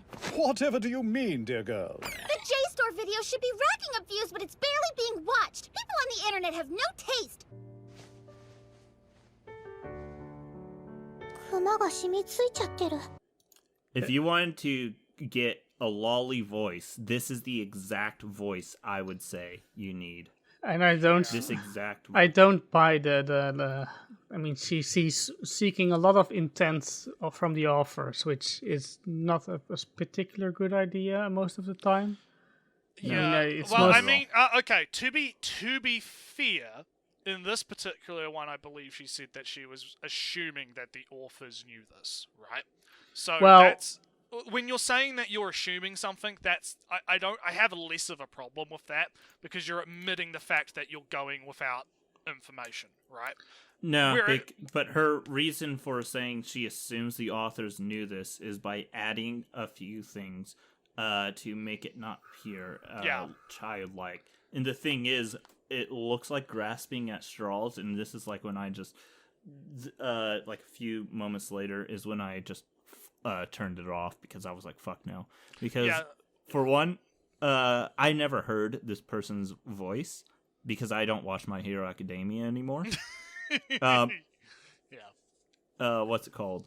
But when I heard her play this voice, I was like, no, this is exactly what a lolly sounds like. This is not no bullshit where she says Japanese women have higher pitched voice, which is true. Like what's it called? When I met a lot of women when I went in the military and traveled the world and whatnot, some of them were Asian countries, and I'm like, yeah, over on average, from what I've seen, they usually do have a higher pitched voice. None of it is to this fucking degree. Right. So This is literally like 100% So voice yeah, I manipulation. agree with you. Like my charity that I give for her making an assumption stops when she starts explaining why she thinks what she thinks. Right. But Naretsu, Like I think you're giving too much credence here. Because he starts out by saying that the authors probably didn't intend to make a childlike character.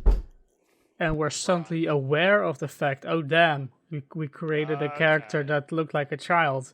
Better give her a little bit more curves and a slightly older sounding voice, apparently. Right. Which is a thing that I don't. If I'm going to assume creators' intent, they wanted to create a adult character in the body of a child. They made a few adjustments, making it a little bit more adult, said to the voice actor to not overdo the childlike voice, but all And then, intents... and then when you factor in the character herself and her backstory of being a bit of a shut-in, right? Yeah. And then coming out, like, there's other context as well that actually leads credence to your But idea. this is more of a creating a character body type, a silhouette, and then making a twist on the what she looks like. Not making a character, oh wait, we created something that looks like a child, better adjust it. That's not... Yeah, no, I agree with you. Yeah, no, I will concede. Your superior facts and logic, Ellie. You have convinced me that I was wrong. Internet argument 1. Alright, I'm back. What do you convince you of? Just that my charity was a bit too charitable. Which is fair. Which is fair. Basically just saying that when you factor in the character and how she's designed in the backstory, it's probably less likely that she was designed as to be a lolly, and then they were like, oh no, we have to go back and add things. It was more, no, they deliberately made the character like this to convey a specific thing, which when you realize that the character's backstory is that she was a shut-in hikikomori type character, which is why she has the black dark circles around the eyes, right? When you realize that, the idea of her being portrayed as more childlike plays into the fact that she is, was enclosed, right? So anyway, let's keep. 気味悪がられないかしら。 Her Japanese voice voice actor is a bit higher pitched, but only in the way that Japanese women tend to speak in a higher register, and not because she's deliberately trying to sound younger. La Brava is romantically involved with Gentle, but again, in the text they are both explicitly consenting adults, and if you think that short and tall people can't be together, you may want to take a moment to check yourself. This is even not my issue with it. Wait. Just a little more. Even if you read La Brava as child-coded, it's not really an issue because her character isn't sexualized. Okay, Bullshit. so this... I'm not even going to say bullshit on the sexualized because that's a whole different argument. I find this to be one of the weirdest fucking arguments I've ever heard. Okay, go. Because, what's it... it's like, okay, it's okay. Let's give her example. This character is child-coded. Why are you okay? I'm assuming this is a husband and wife situation or a boyfriend and girlfriend. Boyfriend, girlfriend, more likely, yeah. Why the hell are you okay with, what's it called? A child being the boyfriend of what is seen to be a 40-ish-year-old man or something? That seems to be very fucking sus. What the actual hell? See, it's interesting because I don't actually think in the text he's 40. I think he's 25, 30. I don't know. I don't fucking know. He has gray hair. He's literally graying and wrinkles. Have you seen the characters in My Hero Academia? I don't fucking know. All right. Are they doing a joke where the older lady is super tiny and childlike, and the younger man is super old-like? I'm gonna do the fact checking because I don't fucking know. My Hero. I'll do the fact checking and I'll have a look, right? And let's see if I can find the wiki for it and see if there's an answer here, because I recall, because I watch Hero Aka, right? So I recall that he was I recall that he was 20 or 30 or something, but I could be completely wrong. But you saying that, I mean, just even completes, 20 to 30. Yeah, but you saying that just completes the joke that they're both of the same age, or even she's older than him. Just completes the joke that she's super tiny and childlike, and he's super old and almost grandpa-like. Okay, let me see if I. Oh yeah, I don't have somewhat of an issue with the joke and whatnot. Kinda, but what's it called? The issue is her defense is absolutely weird as shit. Because what's it called? She's saying even if it was child coded, it's not sexual. And it's like, would you grant that to literally anything? Would you be like anything else? Would you grant that? It's like, oh, this 40-year-old and this 8-year-old in a relationship is okay because, look, it's not sexual. And when I say relationship, we're talking boyfriend and girlfriend and whatnot. God, And I'm just like, trying to I would find never this grant shit. that. That is the weirdest fucking defense I have ever heard. I'm trying And to I- find this bloody Oh my god. I'm trying to find the bloody wiki page for this person. It's getting annoying. As I do want to find, I actually want to find out because here's the thing. She's saying that these ages matter, right? Like these canonical ages matter. So let me see. His name's Gentle, right? Gentle Criminal. There we go. Okay, here we go. We're getting somewhere. He is canonically 32. And He is she cannot- is I'm finding it 40? right now. She's 40. Let me see if I can. there has to be a hyperlink on his page. All to right, I'm her. back. Yeah. But yeah. I'm like, okay, now you're back. He is canonically 32. Yeah, that's still pretty old. But what's it called? And like the moment I heard that, this is when I stopped and then was like, any argument from here on, I know is just dishonest. Because if you're going to try to say that, I don't believe she would ever say that to a normal relationship or whatnot. She is canonically 22. No, that's not what I'm saying. I don't Okay, think no, she- I'm just saying, I'm just telling you that because I'm looking up the ages. So he, Yeah, but Yeah. we're already working off the idea that canonical, whatever they say their age is doesn't matter. That's well, not her argument. No. I thought she said No, that they no, did no, that. no, no. No. She says the mannerisms and everything is what matters, and how the character is supposed to act. That character doesn't act childlike. Instead, and thus she isn't child coded. She's not paying attention to the actual age. Right. Oh, okay. Well, anyway, I found out the information anyway. So yeah, I have to agree with you there. It's a very weird like kind of way to hand wave it away. Like it is making like an excuse where it's like, no, this character, which is clearly like designed to be short, like for a 22-year-old, right? Clearly designed in a way that is. It's always these My Hero Academia, motherfuckers. It's because it's popular. Dude. It's popular, But and that what's it makes it called? a valid subject to analyze and whatnot, and criticize and blah blah blah. Right. Oof. But Alright. I was gonna say another point. What was it? Oh yeah, so it's like I don't think she would ever give the credence of that in that sense. That this is a normal thing or an okay thing because she said if it was child coded, it's okay because it wasn't sexual. And I'm just like, that is just so fucking weird of an argument. Okay. Holy fucking Alright, shit. let's- But alright. even Alright, I'll let you finish. the Sorry. thing is, I don't even agree that this isn't child coded. Like if all of a sudden you went and drew this character, naked, and then showed it to someone, They I'm would say it was a lolly. They would definitely say Yeah. it was a lolly. Like if they had, especially if you remove it from context, right? If you remove all context of the character and like where they're from and who they are, their personality and all that, and you just did this character in a porn doujin, then yeah, it's a lolly. I wouldn't be shocked if I went on EX Hentai right now and I pumped in the character's name. All of her doujins would have the lolly tag.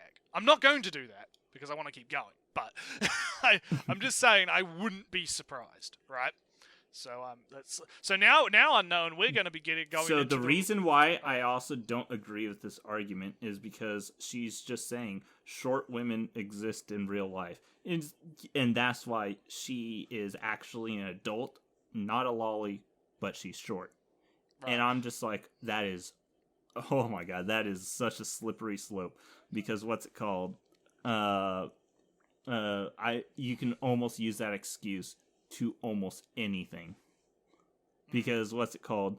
that reminds me of that Japanese porn actress who's like 30 something, but she looks like she's 8 and shit like Yeah, that. I've seen her. Yeah, that's And I was wild.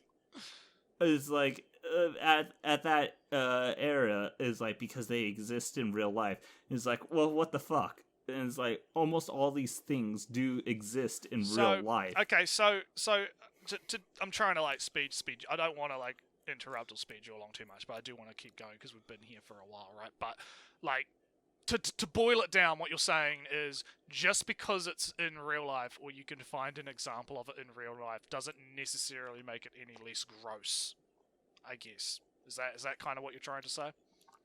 No, okay, so it's more of, in the sense, less gross, but what I'm saying is more of, just because you can find these exceptions in real life, that doesn't, and let it be known, this height that is being portrayed is an exception. She is saying short women, this is beyond short. Yeah. Let it be known, this is an exception. What's it called? So, just because you can find an exception in real life, that doesn't mean this isn't supposed to be a lolly or whatnot, or Does it anything like actually- that. A child. Her height, according to the wiki, because they do have statistics for this, her height is 3.8 or 3.8. That's Yeah, fucking that is- shit. That is way beyond like hell. That's beyond short. Yeah. So that kind of puts it into perspective, right? A little bit, where you're like, holy hot damn. I mean, when you compare it to him, he's 5'11". He's he's getting into yeah. So yeah, So gross was probably the wrong word to use there, but I get what you're saying though. I understand where you're coming from. So yeah, so now we're moving into stuff that you haven't seen yet. So Yep. this is gonna be fun. But I can already predict what our arguments are going to be. Oh yeah. Purely based off of how dishonest this framing is. All right. So let's hear what you have Should to I say. make a guess? This is what I say that No, child no, coding I- isn't inherently a problem. All right. Okay, hang on. Make your guess, but don't tell us, and then let us know if you were correct. So think about it. Keep it in the back of your mind, and let us know. I'll write it down. Yeah, write it down while I play the video. Problem comes one when the characters are not explicitly adults and are also being sexualized. Which brings me back to the impetus for this video and how this all applies to Dragon Maid. So in the case of Dragon Maid, like putting Ilulu aside, like we're not even going to get to her yet, we have to address that Kana is designed to be a child and is also sexualized. Now, right out of I the don't gate, some people will try Oh, Oh yeah, I definitely. I love agree with those. that. I love those two 100%. reactions because my reaction is both of those together. It's like, yeah, I agree with that, but oh no, right? Like, yeah, I can agree that she's definitely sexualized in the show, but I don't care. I just don't. I don't care at all. I'm not grossed out by it, and if you are grossed out by it, then yeah, I guess you can just not watch Dragon Maid then. So, alright. I'm assuming that's what this whole thing's leading up to, of why they won't watch season 2. Probably. I'm not going to spoil it for you. Let's keep going. will try to argue she's not technically a child because she's a dragon, and they age Whoa, hold up. You're not, okay. Why are you bringing up examples of people talking about Lulu when you're talking about a different character entirely? I know, understand. that's just I understand what she's trying to do here. She's trying because it's The the same same idea. argument. Yeah, it's the same ideas, right? I get what she's trying to do. I just don't necessarily, and also she's reusing the same tweets as well, right? Like it's I don't know. I don't know how I feel about that. Not a fan. So let's keep I mean, if you ask oh, Ottman from Minds, Kana's okay. Yeah, exactly. But anyway, let's keep going. and she's really like 1,000. But even by dragon standards, she is still a child. Toru and Kobayashi act as her adopted paternal figures. She goes to elementary school and is in the 3rd grade. On her trivia page, it states that her human appearance mimics that of an 8 or 9-year-old. She is referred to as a child in the text multiple times. Okay. Oh no. So there was this one one theory a long time ago that it just reminded me of this, is that she might have the appearance of an 8-year-old, but she actually has the intelligence of someone who is way beyond it. And in this weird context, more of Kana would be the pedophile, and it goes and shows a lot of shit. And it's like, Actually, I remember that argument. I don't know who made it. She has the this. mental fortitude of someone like beyond the She has the mental capacity beyond what an average human would have. Yeah, because she's like the 10,000 year or whatever dragon, and she's probably lived for quite a long time and gained quite a lot of knowledge over that time. So even though she acts like a child, she could. That's fuck. I remember hearing this from someone. I swear. Yeah, and I've acting heard like this a. Oh man. That's fucking hilarious to think To about. counter to be that- honest. To counter that point slightly, her emotional age is still then, I guess, somewhat of a 12-year-old, 9-year-old, whatever. It would probably her emotional and development is still probably at like 8 or something like that. Yeah, whatever, human years. But, and also her, I mean, she has lived for 1,000 years and she has the mental capacity to know stuff over 1,000 years. But her actual practical knowledge of the world is still apparently less than Toru. Well, she hasn't lived in the human world. Yeah, Toru also hasn't, but she appears to be very competent, more so than Kana. She adopted. Well, what's it called? I'd say more of a Toru has picked it up easily and had to been independent. But someone of a dragon years, they are. It's kind of like how certain cultures have it, where humans are supposed to be dependent on their parent for X amount of years until it, and some cultures have it differently and whatnot. And more dragon cultures, you're supposed to, they're still babying the child for thousands of years in this case, and so she's expected to have it like that. How in other countries, like, boys become men at like 12 or something like that because they are getting a job and like they can't depend on someone else, so they're forced to grow up. It's like what I was saying before, like in New Zealand, culturally, you are considered to be a young adult when you hit the age of 16, right? You stop being a child and you start becoming a young adult and you start getting responsibilities of a like semi-adult state, right? Like so that's very similar to that, right? In that sense. I'm not 100% bringing this up to counter her on any of this. No. No. I mean, we're And both she's mostly agreeing with also each other wearing now. thigh highs. I don't even know how to begin how to explain this, but This is good. thigh highs are a sexually charged piece of clothing in a way that stockings or knee socks just are not. I disagree with this. I highly disagree with this. I knew you would. Because I do too. I 100% disagree with So, this. are you Because telling if she- me... Are Here's you the thing. telling me... Because, look, isn't, like, outside of fetish wear, right? Isn't, like, the standard Japanese school uniform involve those types of socks? Sometimes. If you want to, I Sometimes. don't believe it's standard. Clearly it depends on the school, right? Like, clearly every school has their own I don't dress think it codes. like standardizes it. I think it's an optional choice. But But even what's it then, if called? it's an optional choice, right? If it's something that the person can choose to wear, if a school is allowing it, then no, I would say more if you truly believe this argument, you wouldn't have anyone under the age of 18 allowed to wear it. yeah, that's what I mean, right? That's where I'm getting at. Like, if schools are allowing like teenagers to wear it, right, or kids to wear it, I don't know.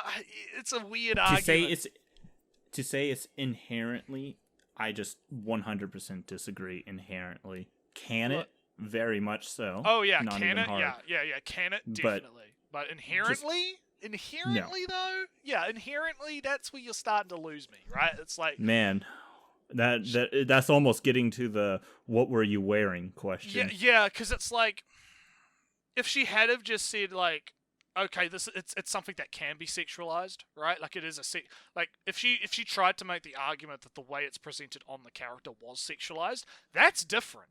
That's Okay. way more relevant at this point.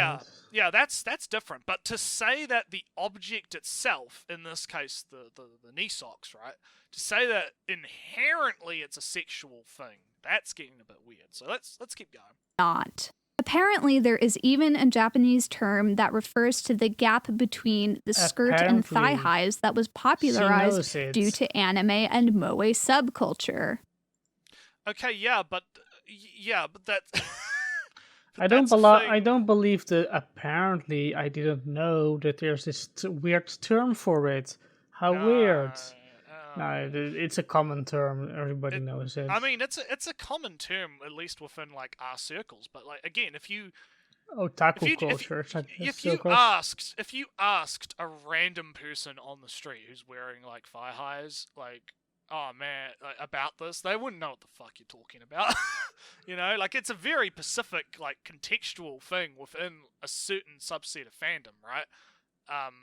It's not a term, like it's widespread with it. Again, it even says, Yeah. like the Wikipedia page is disproving her own shit, right? Because it's saying like the term first became widespread within otaku slang as one of the attributes of moe characters, right? Like it's But it's now used by the general public in Japan. yeah, apparently. So it's also a general fashion thing that you can use without being associated with otaku in particular. But I do think we're kind of detracting with the general, because she wants to apply this to this character in this otaku medium. Well, yeah, Not to cut you off completely. she's trying to make the argument that it's inherently a sexual thing. In otaku media, I would, in that sense, it's more valid. But even then, I wouldn't agree. It's more valid, but then you have to get into the idea of like, was that intentional or not? I mean, then you have something like Hibike Euphonium, you know, where all the big band anime with the orchestra, there probably are a couple characters that wear thigh highs that aren't sexualized for it. They wear it because the character likes to wear it. This is getting a little bit into the weeds of when it is long and story isn't. short. Let's let Unknown go. Yeah. Okay, long story short, if the thigh highs is enough to make you not want to watch this show, just don't watch anime. Holy fuck. Because what's it called? If you're going to say Kana is sexualized because of thigh highs, I don't know how you watch any show. I flat out don't. But what's it called? And it's not even that Kana is doing it sexualized. There's many other examples you could point to. Yeah, there. You know, like all the freaking licking, hugging, all that other shit. The Twister episode, and I was like, these are like way better arguments. I don't understand why anyone would die on this thigh high hill. This is stupid. It hurts your point, like drastically. Yeah, I like it's like look, Unknown. We don't kink shame on here. If she has a thing for legs, okay, right? We're not gonna, probably. We're not gonna, because again, she's thinking that it's inherently sexual, right? So I don't want to make assumptions and do attributations, right? Because that's what she's doing. But it's kind of like, no, I would assume. I'm just saying, right? Like, I mean, if that's your thing and you find that really sexual, you know, more power to you. All right, just gonna say. But anyway, let's see if she has any other examples. If just wearing socks or even stockings, this wouldn't be a problem if the framing didn't also sexualize her. I'm going to very quickly show some of the clips of how the framing sexualizes Kana, and here's the timestamp to skip it if you just can't deal with that today. Okay? Okay. Let's go. I mean, じゃあカンナさん、私の部屋で遊びましょう。うん。 I don't. What's Like, this? this would be so much better to have shown rather than the fact that she wears thigh highs. And Yeah, that's because I'm inherently just gonna sexual. I'm not gonna skip ahead, but I'm just gonna say that like, okay, None of us disagree with this. yeah, but yeah, guess. it's like okay. I It's just find sexualized. find the choice of music particularly annoying. A little bit, yeah. Yeah, I But- know. It's pretty much going and painting these queer characters as evil. Oh my god. Okay. But yeah, let's keep going, and then we might talk about it. Let's try and get through this. 緑。カンナさんって柔らかい。ここね。はい。私ここが落ち着く。 This button. じゃあもっと仲良くしよう。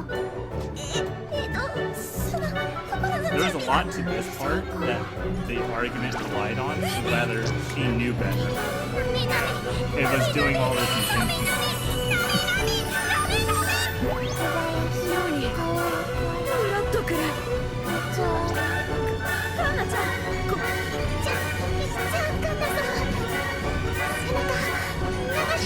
ありがとう、最高。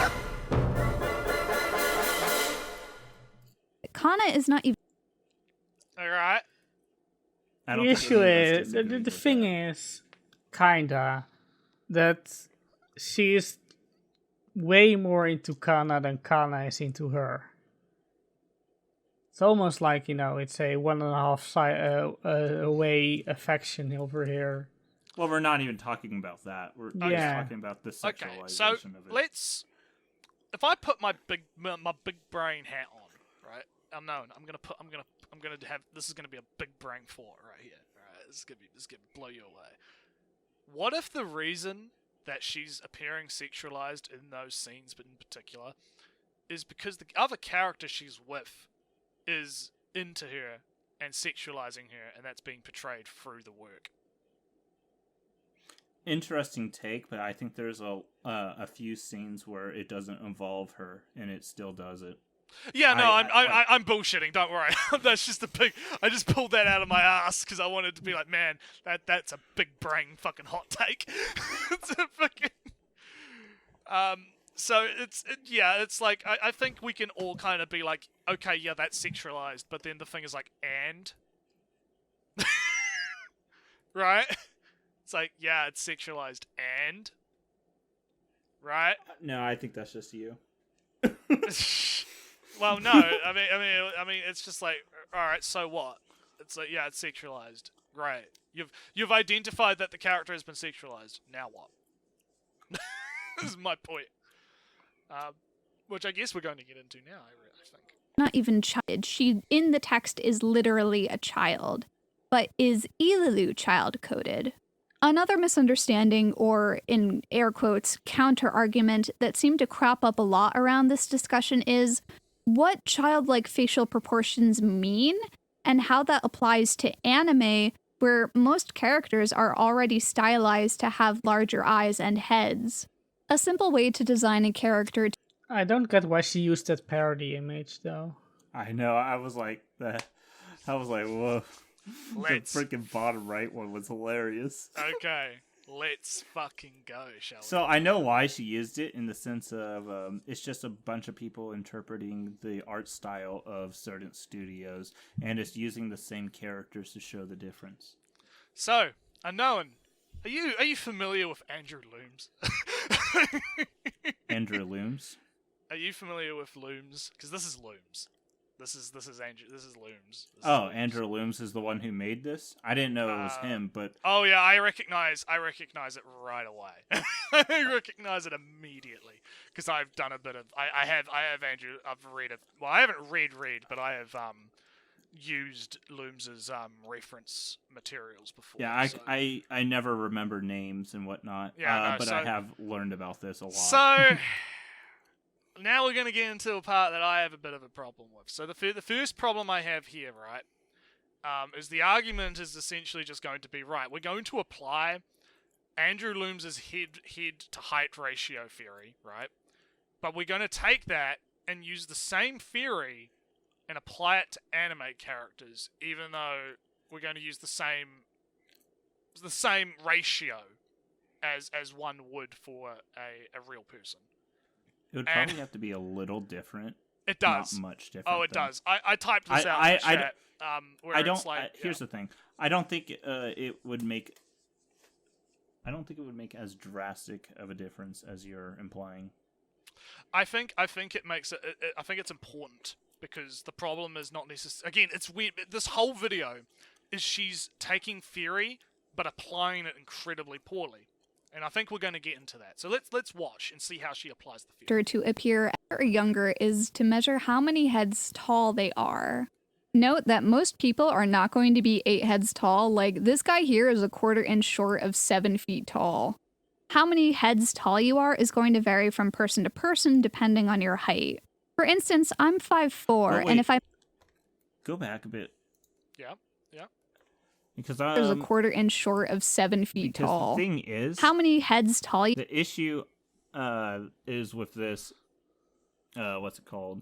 Is it doesn't this goes specifically on when you're drawing like realistic humans and everything and like that. Yes. But this doesn't apply to... This is what you call a general idea. If you want to have it in a general setting, what's it called? If you see the height to head and whatnot, that's how it is. But when you apply it to characters that are, let's say, below the height average and whatnot, and it starts to fall apart usually. It doesn't It also falls apart when you have characters that have larger heads than the norm, because than normal. I'm gonna. Most anime characters have larger heads. Yeah, I want to get to that. I'm gonna get to that. So let's. Because I want to keep going. Here's the thing: I can almost guarantee if you apply this to any of the anime characters, like almost ever, you will fall under 18. Because what's it called? Even the tall motherfucker is like that is barely an adult. Right below that is age 15. Yeah, exactly. You are is going to vary from person to person depending on your height. For instance, I'm 5'4", and if I measure the length of my head, I'm roughly only 6.3 heads high, which proportionally ends up putting me in the 10-year-old boy category, which... See, she's already invalidating her own argument. Well, it's not supposed to apply to real life people. Exactly. That's the problem. But she's using it to try and make the argument that the character is like. Let's just keep going. Which is frankly not surprising. I think the age. So it is pretty accurate. I think the age of where everything is just flat out wrong, because if you look, they're not changing just the height. If they change just the height and the proportions, like you can see how the haircut is changing, the lips are all changing, the size of the head changes, because if you see there, it says like 7 inches for the head, and then it goes up to 7.5. Right? Well, yes, the freaking size of the head will change and whatnot, but to be proportional to the body and whatnot, to make it not look so fucking weird. But what's it called? If you look, they're changing a whole fuck ton, not just the size and the proportions or any of that. They're literally changing everything, as the person all the way to the left, dynamic, broad chest, sharp edges everywhere, has a jawline that could fucking probably open up a can. More toned muscle structure. Yeah, and then you get all the way to the right, flabby, curvy, soft, and whatnot. It's like, I've had a lot of issues with learning about this and whatnot, and had a lot of... I don't exactly trust it, but as a general idea, it should be okay. The reason it doesn't work is when you're going and making exceptions out of the rule. Yeah. That is when it becomes iffy. And also when, like, the artist in particular is like how they apply this rule, right? Because you can have artists that will exaggerate different body shapes and proportions, right? So let's just keep going. If we proportionally scale up the child to match the adult's height, you can see that the head of the child is twice the size of the adult proportionally. And if we resize their heads to be the same size, we can see that the child's facial features are much lower down than the adult's. So when I see people argue that Dragon Maid is just in the classic anime moe style and everyone is chibified and cute and that there's no difference between Kana and Toru, I can agree that it is hard to see the difference because it is stylized. But there is a difference if you are actually willing to. Who has ever said there's no difference between Kana and Toru? This is the problem, right? It's like no, that's not the argument, right? The argument isn't that.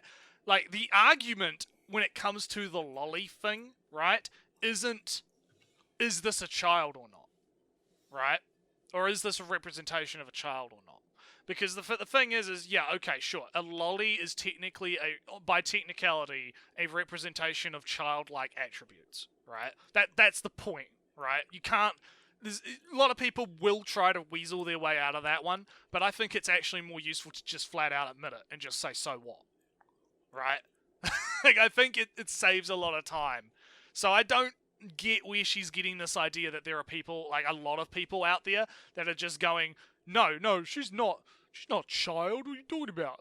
She can't be she's not designed like a child. Look, when I look at the screen, I think it's so hard to tell which one's Kana and which one's Toru.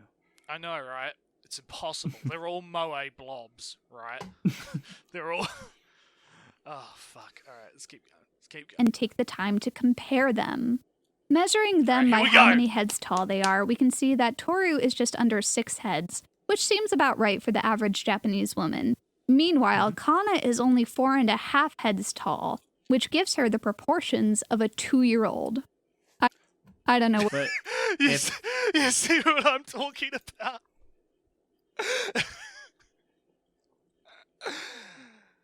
Okay, I'll let you go. I'm sorry.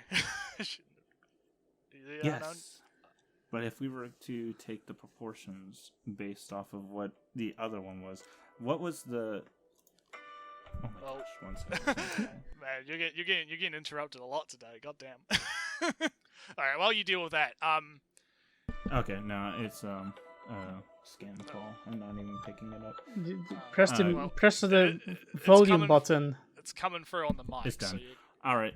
I'll let you go. Go, have fun. It's like if we're going to use this head thing and whatnot, then you have to apply it through everywhere. If you're going to say, oh no, this is the standard height for the Japanese one, we're not talking about that. We're talking about the head to whatnot. This could be the standard height for the fucking dragons around that. No, Exactly. Exactly. Naratsu, well, you can cut off this way earlier by saying who cares. Exactly.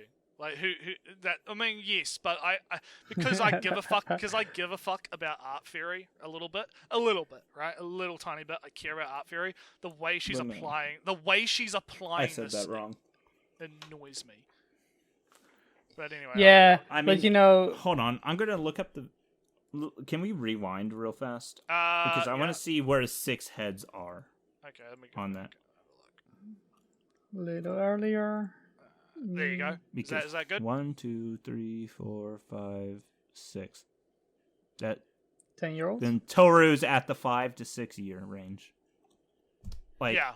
this is really fucking ridiculous of an argument. Yeah. Like, but see, this is my problem. Is like, she's like, the theory is sound, right? The theory could work, but comparing it to the real life proportions is like, if you were comparing the two characters together, then you have it because it's in world examples, right? That's fine. That's okay.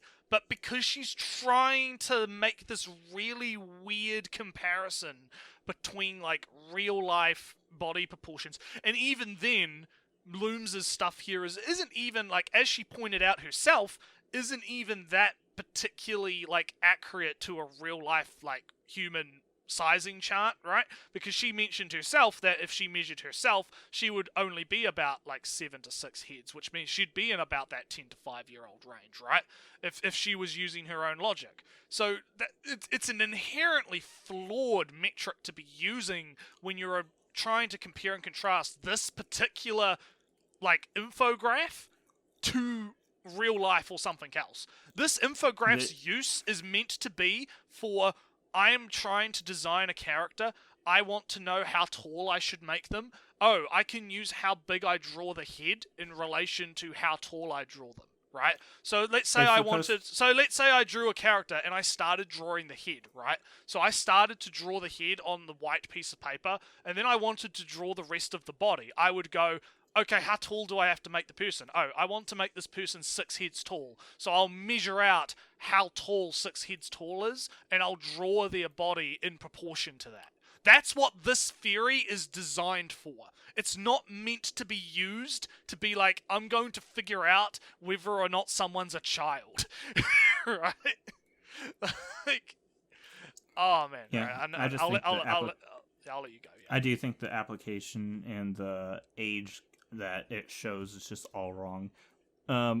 Is what's it called? Especially because of what's it called? If you look at this thing and whatnot, it's trying to pretty much give like one of the quote unquote average like things. It's like the average male would be this height, which somewhat isn't even true, going off of what real averages are. But it's supposed to be 10 years old and whatnot. And it's like, I don't know about that. Like, some of these people are like what is considered an adult. Yeah, as she said, like 7 feet tall. What is considered 15? I guess we're using JoJo logic by that point. Jotaro Kujo.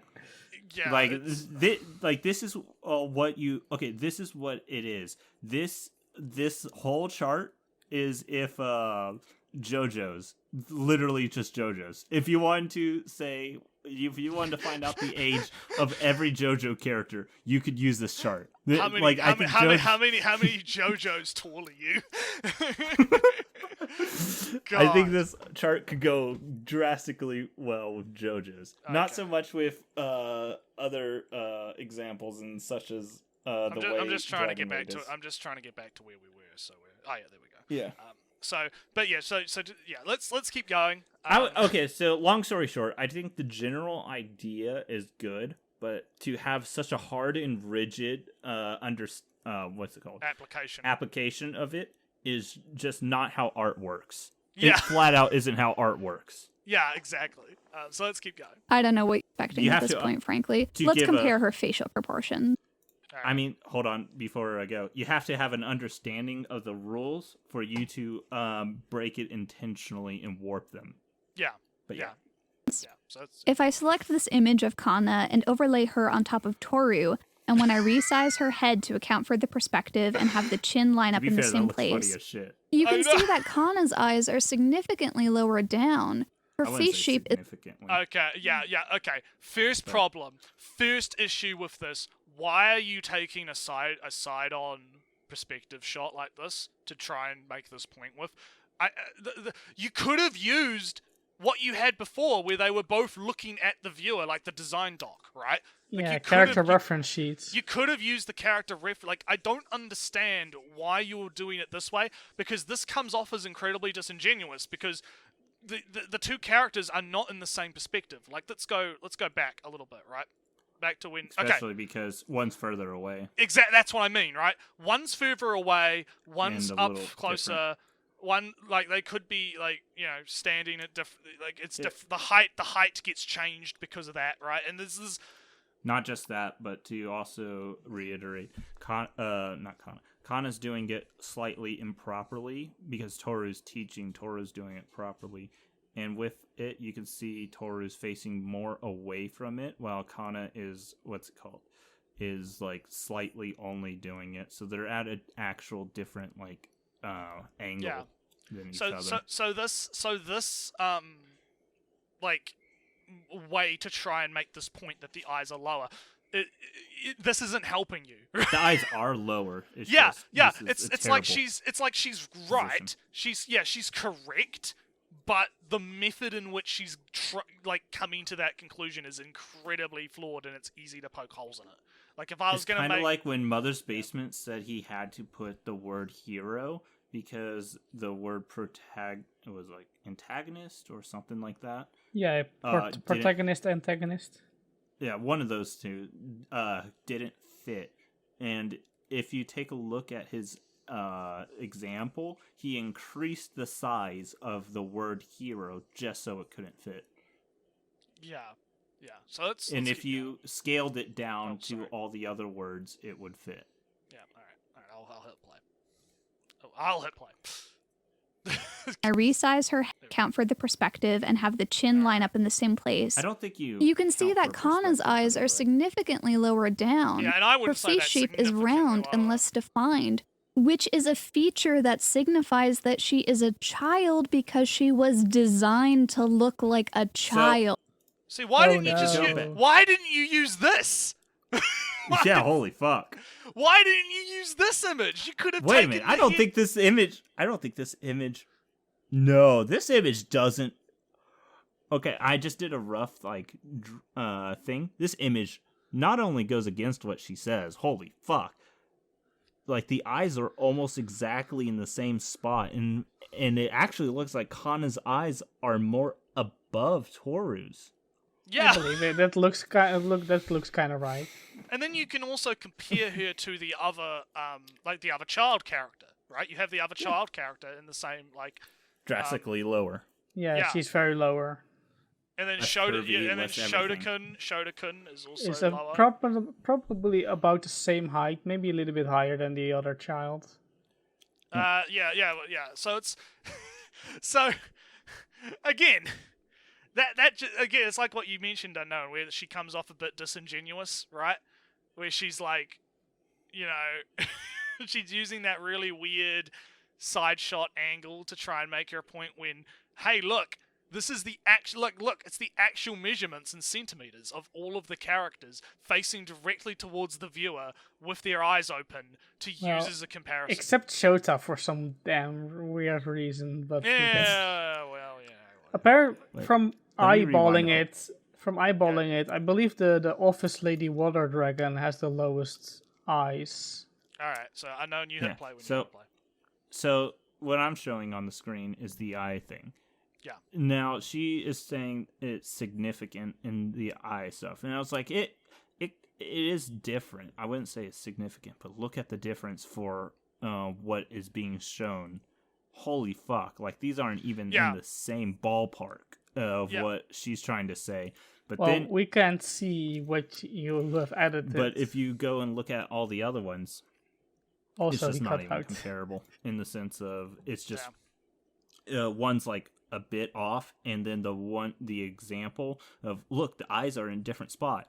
That is literally a whole. You can almost fit Naruto? another eye in between. Yeah. So, and that's what this is my whole problem with this section. As someone that actually again, I'm very familiar with Looms. I'm very familiar with his theory. In fact, I actually really like his the way that he does body structure for skeletons. I actually think that's it's actually very helpful. To draw skeleton structures the way that he does it. It's actually really good. So I'm familiar with his work and how you should be applying it, right? And the way that she's applying it is completely not the intended reason why Looms was made that infograph the way that he did. Again, he made that infograph to be just kind of like a general kind of, hey, if you're looking to do a realistic child, here's this handy tip that you can use to be able to quickly, it's all about expediency, right? Hey, you want to quickly be able to do a child, just think, okay, measure out the head, measure out how many heads tall it needs to be, boom, done, good, you're good to go, right? But then but when you're trying to apply that to other people's work, you have to factor in the style, the fact that person might draw their characters shorter than the average. They might draw their characters in a different ratio of head to body because that's the type of thing they like to do. Sometimes they are 2.5 meters tall and 15 years old. Yeah, there's fucking JoJo's. Yeah. and then look, this is my biggest one, is when you actually talk about chibis, right? Because she slightly brought up chibis before. If you actually talk about chibi arts, like, Unknown, let me ask you a question. If you have a chibi that is an adult character, right? So let's say you took like an adult character and you turned them into a chibi. Did you just turn that character into a baby? No, so the thing is, chibi is kind of a babyfication of it, so kinda, in a way. Yeah, but that didn't physically turn the character into a baby, did it? I guess technically no. Yeah, like that because that's my problem, is like if you look at a chibi, that's clearly like a chibified version of a character. I don't think I'll agree with your point with the chibi, because chibi is specifically to Well, chibi originally is meant more so to make them cute and all that shit. Yes, but the way to make things cute is to make them more childlike and babyish, because that's what we find cute, right? So that I get where you're coming from with that, but my point is just that like you wouldn't look at someone who has a chibi that is 3 heads tall, right? Because a chibi's head to body ratio is like 3 heads tall or something, right? And go, man, this chibi dojin of these chibis having sex is totally a like baby toddler-con. you know. So like, I would not look at chibi doujinshis. No. But I'm using that as an example, right? I'm using that as an example. Yeah, I don't think it would be enough to say this character's a child, because throughout all the chibis and whatnot, if you take in context all the other chibis, you can usually discern which is a child and which is an adult.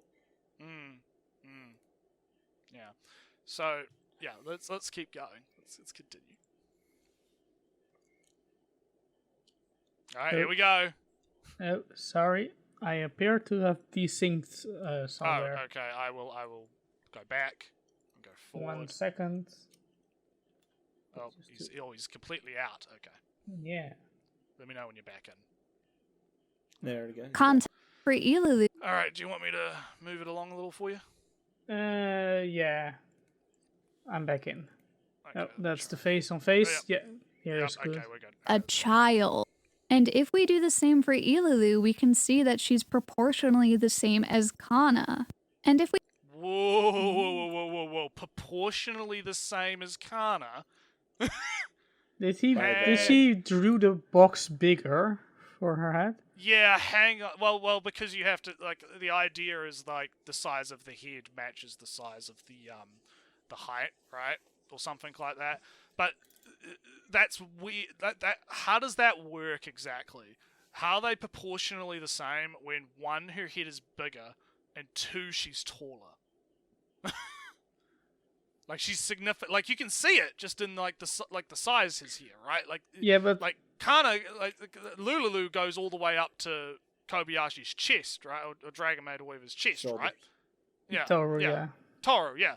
So she goes all the way up to the chest, whereas Kana is like just like her eye level is like just below the like right on the waistline, whereas Lulu is like up at the breasts. So how do they have proportionally the same?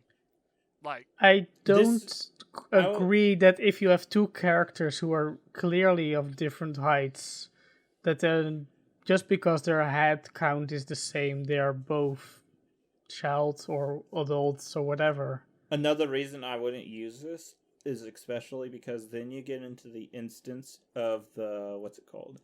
The 8-foot lolly. Yeah. Like this doesn't.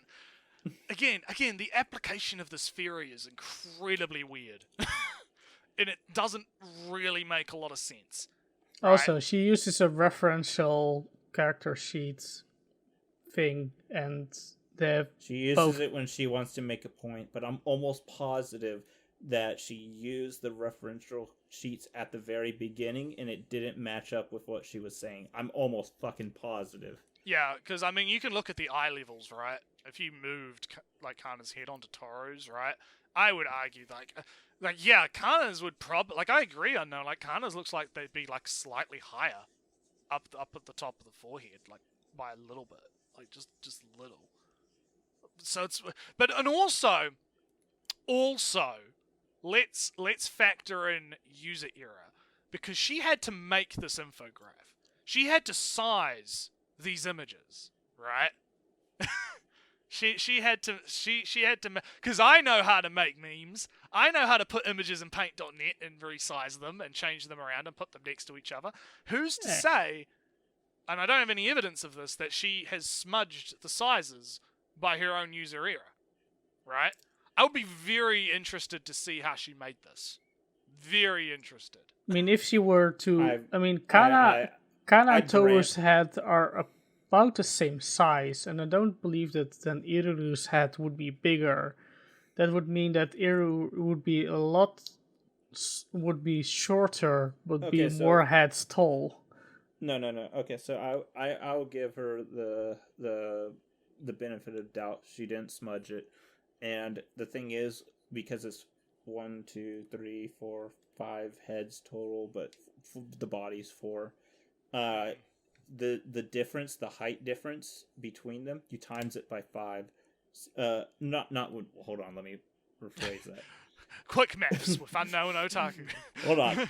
Yeah, no, it's so yeah, that the small difference between each head size, say if it's like half an inch, well then it will be not half an inch.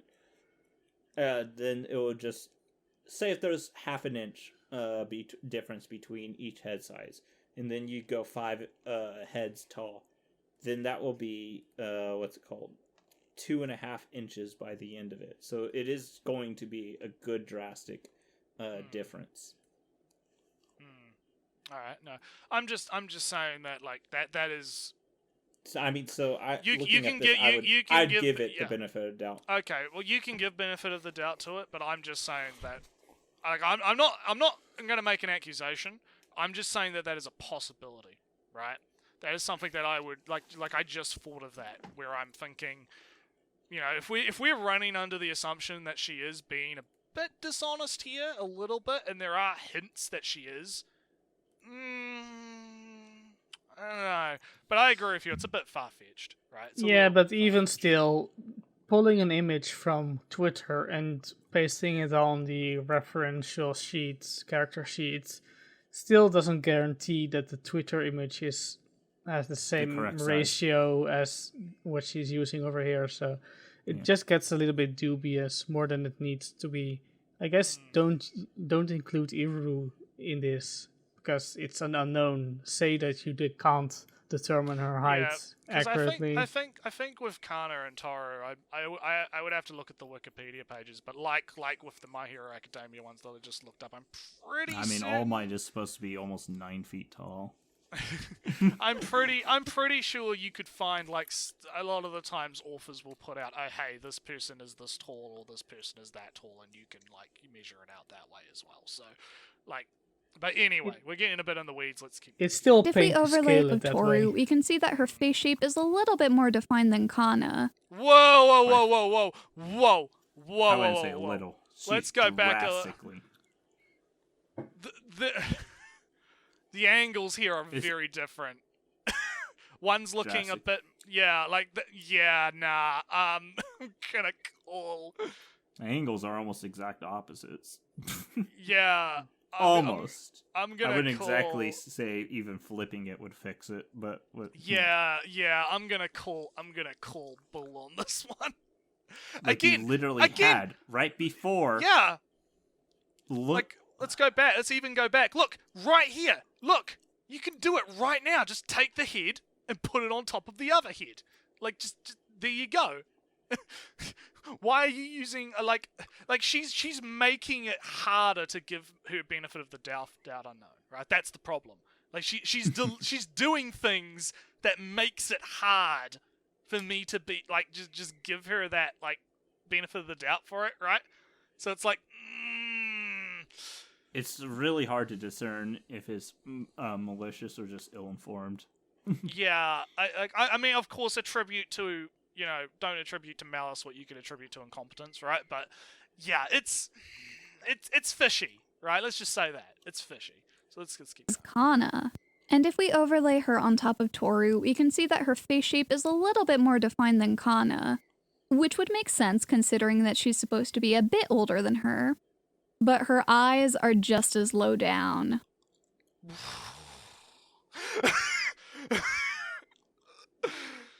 No, there is it's so not.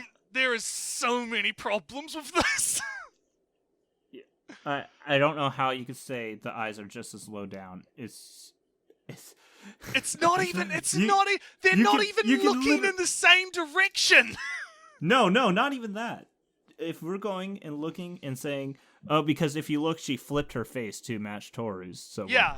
And Yeah. but what I'm saying is, if you look at it, the quote unquote eyes are still same amount. I'm just like, in what photo are you talking about? Because one, if you look at it, one is like barely done, and the other is like almost twice the amount. But I still wouldn't say that is Well, quote unquote significant. the one with Lulu, like they're not even on the same angle. Like the eyes are not on the same plane. And Oh, her like they- Irulu's eyes are not completely open. It's yeah, it's like There's much to criticize here. okay, how can somebody that went to art school fuck this up? Okay, I'm sorry. I'm sorry. How can somebody that studied art not understand the proper way to go about trying to make this point? Because she could make this point. She has the resources to try and make this point, but it's starting So to look. I do have an idea on how she could make this mistake, and it could be that she's a sophomore Pardon? Maybe. because also- they've already gone through a good amount of the basic trainings, and the thing about a sophomore is that they think they're the most correct person in the world while also being some of the most ill-informed. Well, there's also like I'm leaning more towards what you were saying, where it's like she used like the character reference sheets to do this, but it didn't actually line up the way she wanted it to line up, so she's done this. I'm actually like, the more I'm watching, the more I'm believing that, which is not good. It's not good for her to be doing that. So yeah, let's keep going. And they even unbabyified her a bit from the manga. And listen, I tried this with La Brava, and yeah, she's not even 4 heads tall. But Yeah, Okay. that's because she's a child. First problem. I mean, that's with because this. she's a lolly. Unknown. Why is she using a character as a reference that can change her height at will? Okay, I gotta get Miss the... Miss Mountain can change her height at will. She can be as Yeah, but she tall doesn't as she change the wants. proportions. She No, doesn't she change doesn't. the proportions. Right, No, but no, it's I proportions just changes. no, I know. I'm just saying that's funny to me, right? That's fucking hilarious that she chose a character that can change her proportions and like her height and size or whatever at will, right? But even in that, right? Again, La Brava, as you said, Unknown, it's a lolly. It's a fucking lolly. Look at using her own rules. It's a lolly, right? If we took her rules at face value and said, right, a character that is this many heads tall and has this type of facial structure and this type of like body structure is a lolly. You look at La Brava here, or however the hell you say it, it's a fucking lolly. In fact, it's even worse than Kana. But it's okay because she's not sexualized. That was Okay, what she said how before. is she not sexualized when she's got a corset that's emphasizing her bust and tightening her waist? Because she's portrayed as an adult also. But she's She's in a relationship with someone of the older thing. And what's it called? And she says, just because she says that there are small women in what's it called? There are small women in reality, thus this is okay. It would have been way more useful to her if instead of using like Miss Mountain here, she just used Deku, right? Just use the main character of the show that's a teenager, because then you could have like adult teenager, and then it would actually make it look even worse, because you'd have Kana over here and Toru, right, from a completely different show that are using completely different rules and different like sizes of the heads, to the body ratios, to the like. You can kind of see it with Mountain here. Like Mountain is clearly more defined in a realistic sense, right? Like her proportions are much more like meant to represent a realistic body, because that's what that artist for My Hero Academia sometimes aims for. And other characters, like what's his name, the little purple grape dude who's apparently pretty based. He's like a little tiny little fucking chibi guy, right? And he's small as shit and definitely He's a not bowl realistic. of grapes, but that bowl also symbolizes a diaper, which also symbolizes his crybabiness. But yeah. So, God, I hate this. I hate this so much. I'll Let's say continue. this: the designs for My Hero Academia, like, despite how much I hate the show, it is fucking brilliant. They are really good. Yeah, like the mangaka really knows what he's doing. Yeah, so it's good. But again, is in the text inarguably an adult character with an adult's voice and mannerisms, while You know, I just thought Kana of something. Yep. Why are we even comparing to My Hero Academia and all this shit? Because like with this character, and you want to say this is an exception. This is why I don't mind My Hero Academia. It's like, okay, sure.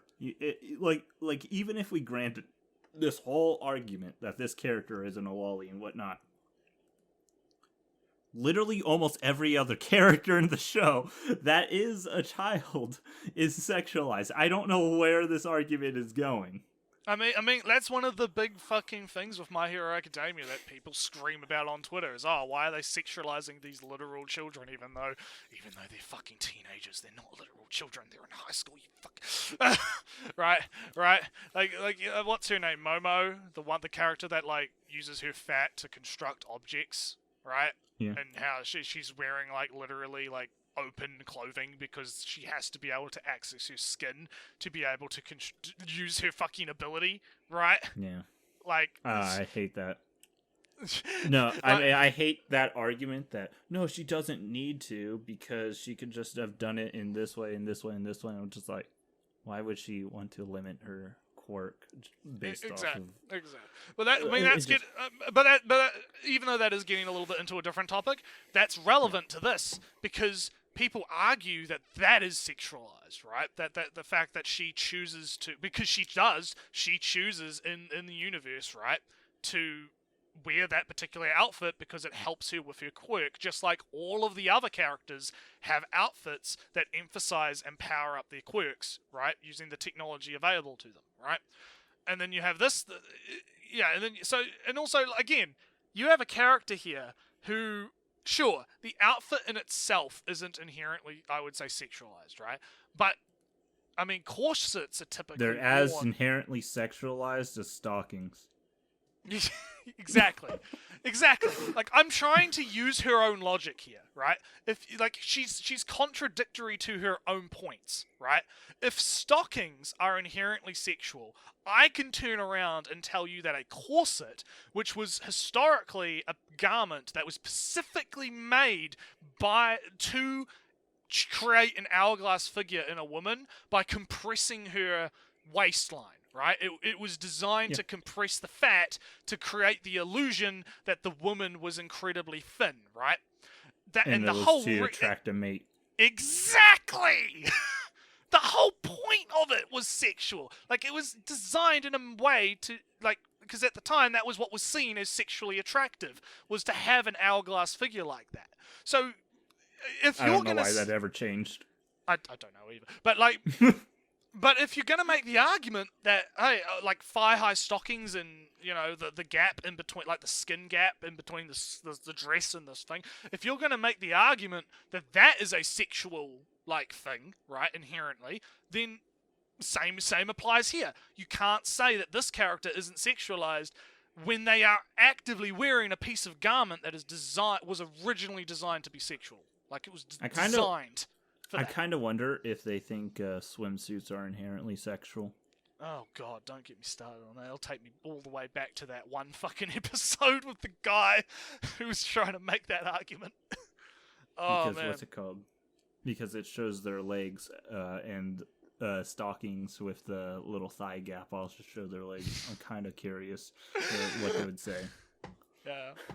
Alright, let's keep going. And Ilulu are not, and they talk like children.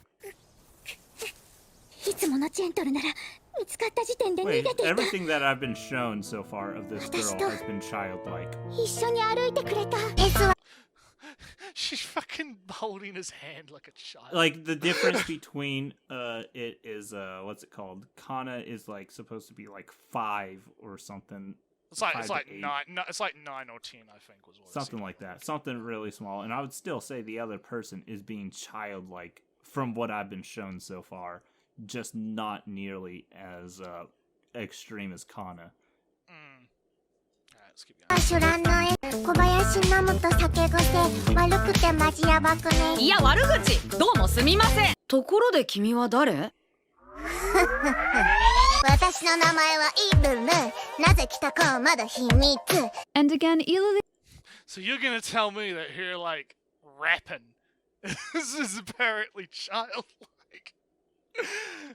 She's going to argue al- that Ilulu is slightly older because she's rapping. I think Ilu's voice actor is more what's called is older than the My Hero Academia one.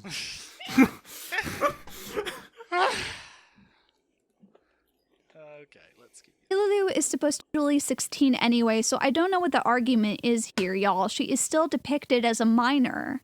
Like, everybody understands. Wait. So is the other character. So does the canonical age matter or not? does the arbitrary number written on the piece of paper of the two stick figures matter, right? Because No. for the My Hero Academia character, apparently it matters, right? Apparently it matters that the character is canonically not a child and doesn't act like a child, so and so and so and so. But then in this I don't even think case, they- Well, but but in this case, apparently it doesn't matter if the character says that they're 16, right? Am I crazy? I know. Am I losing my mind? So, I mean, more of what I've heard about this character's personality is more ditzy and abrasive and whatnot. And I'm just like, yeah, that sounds like a female. I mean, hold on. That sounds like something Okay. that can be in real life. Right. Hold on. Just like how there can be, quote unquote, short women in real life, and that are adults as well. Like right. this personality, it has happened in real life doesn't really check out because if you want to exclude one, you can't exclude the other. I mean, if you want to I said that wrong. If you want to include one, you can't just exclude the other. Right. Okay, It so has now we're to now, be now we're the gonna get same for into both.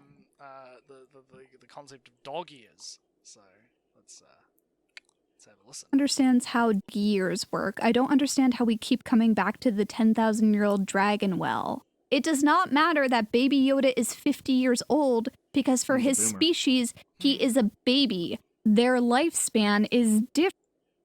So Boomer Yoda. my problem with this argument is again the fact that she's it matters in one case, it doesn't matter in the other case. That's a problem, right? You can't do that. If if it matters here, it should matter in the My Hero Academia case, right? It should matter. So, slight disagreement in that it kind of does matter when the emotional development ages at a somewhat human pace. I mean, something like Shinobu from Bakemonogatari. She's like a couple 100 years old minimum. And she has the mental and emotional capacity of somebody who lived that long. That makes her a different kind of loli than Kana, who is in a 9-year-old equivalent dragon year developmental stage emotionally. There is a slight difference, but that's not a difference that is being highlighted here. Oh no, we're not saying there is no difference. We're saying that doesn't make it not a lolly. No, I mean for the video, it doesn't make a difference, but I'm saying it does make a difference. Oh Yeah, damn. Wait, yeah. wait. Did the video actually say that there's no difference between that? Well, the I video can doesn't go make back. the I can go back. distinctions. All right, I can go Oh, back. okay. All right, let's go back.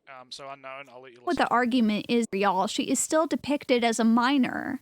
Like, everybody understands how dog years work. I don't understand how we keep coming back to the 10,000-year-old dragon well. Okay, I see. It what does you mean not now. matter that Baby Yoda is 50 years old, because for his species, he is a baby. Their lifespan is different. Did Ililu start? So, in some How would fantasy we races, stories, somebody who is 1,000-year-old, a species that lives 1,000 years old, reaches adulthood in 20 years. And other series, fantasy fictional characters who live 1,000-year-olds, they are adults at 600 years. Yeah, There's a difference It's in it's that. very Yeah, it's, I it's mean, very it's very the perfect contextual. example is Drifters, because what's it called? There's these like child Elves. elves and whatnot, and then all of a sudden they find out their real age and they're like 50 30. or something. 30 No. are the children. Whatever. It's a drastic amount. It's like Yeah. it really is contextual to the world. But It's let's well, it's contextual to the world, and as a sidetrack, right? As a little bit of a sidetrack, I've never actually been a fan of the 1,000-year-old dragon defense, because I don't actually think like, the age matters. yeah, I don't think that I call it an arbitrary number, because as you said, it's contextual to the species, it's contextual to the work, it's contextual to the setting, it's contextual to what like. It's not a good metric to judge. It only matters if they mature at a rate that is similar to a real life or normal human.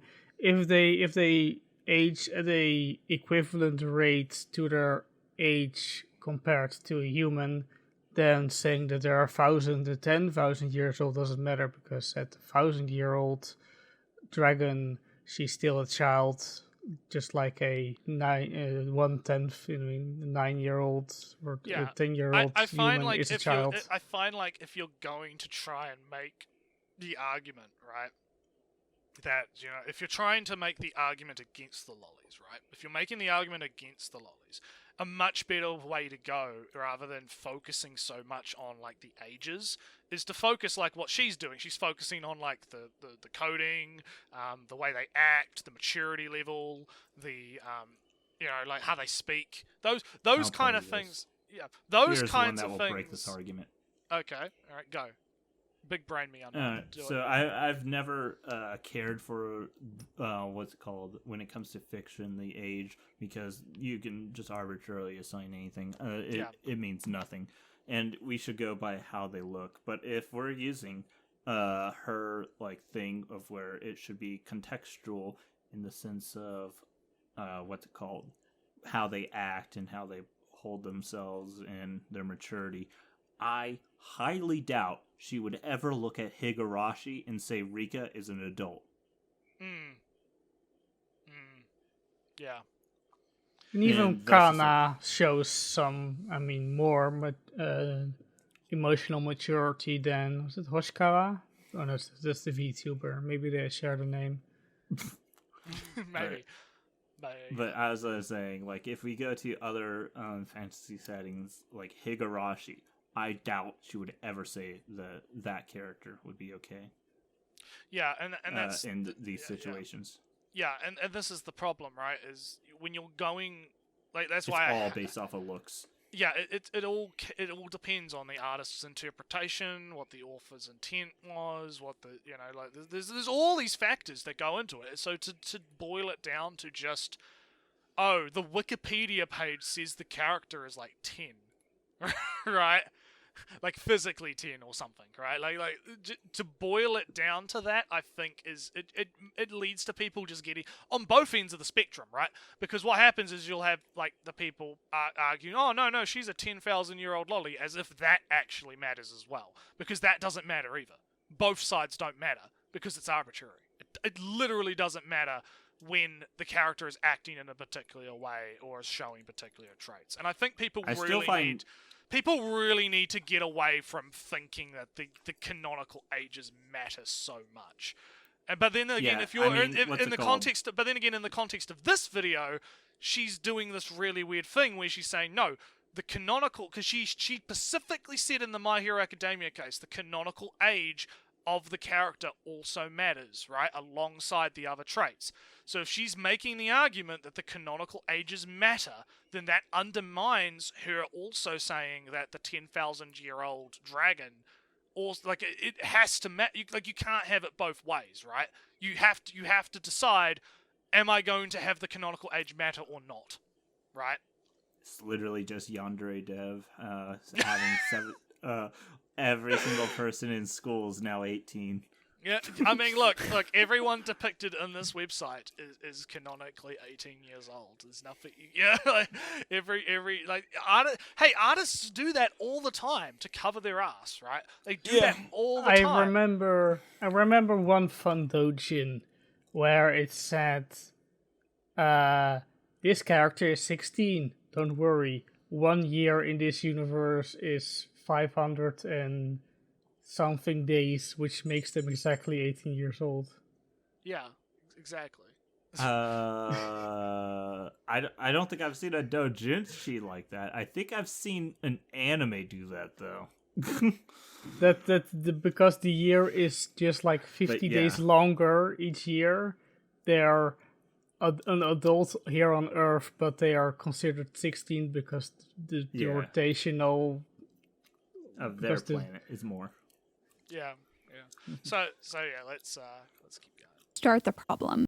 No, I think she just brought light to a problem that was already apparent in Kobayashi's Dragon Maid.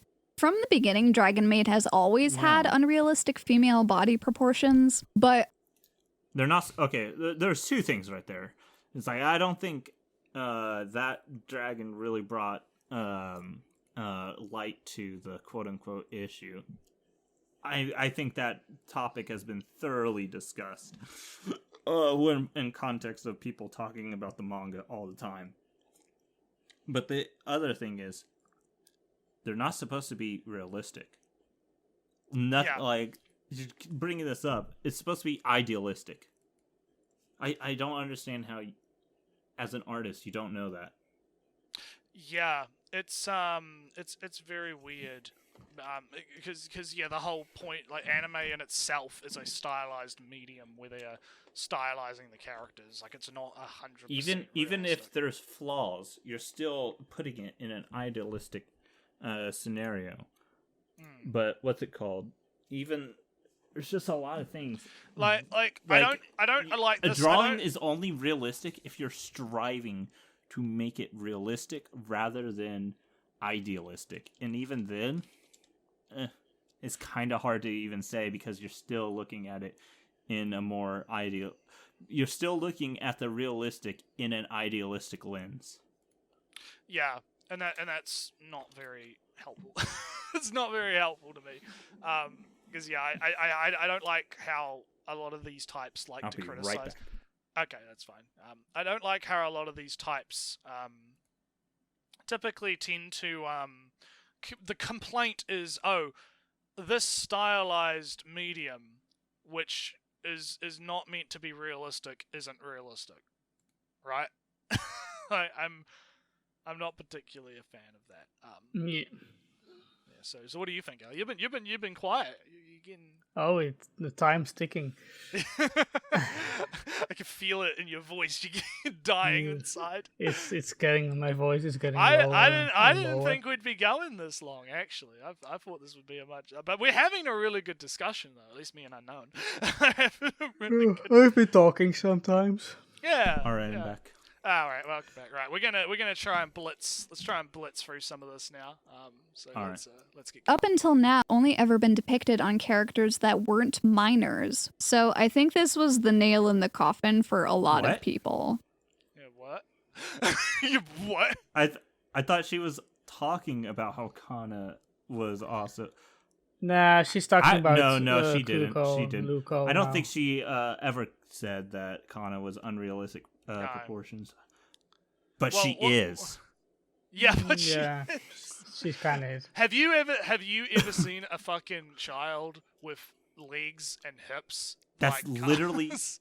That's literally why the meme exists that on r/animemes that happened for a while is that Kana isn't thick. She just has weird baby legs Yeah, because it's, she has warped proportions.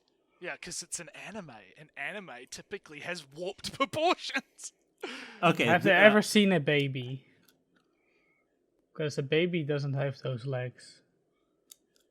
I think that. Well, I think that I'm still just saying to the point. It's a little more warped than normal, and it's Yeah. not really Yeah. all that realistic. Yeah, that like Yeah. the point isn't to be realistic, and I was saying it while you were gone, but I hate the complaint that this stylized medium that's 100% stylized and not setting out to be realistic in the first place is not realistic, and that's bad. Right? If you want realistic, just go watch a documentary, Exactly. So anyway, or let's continue. just go away from anime.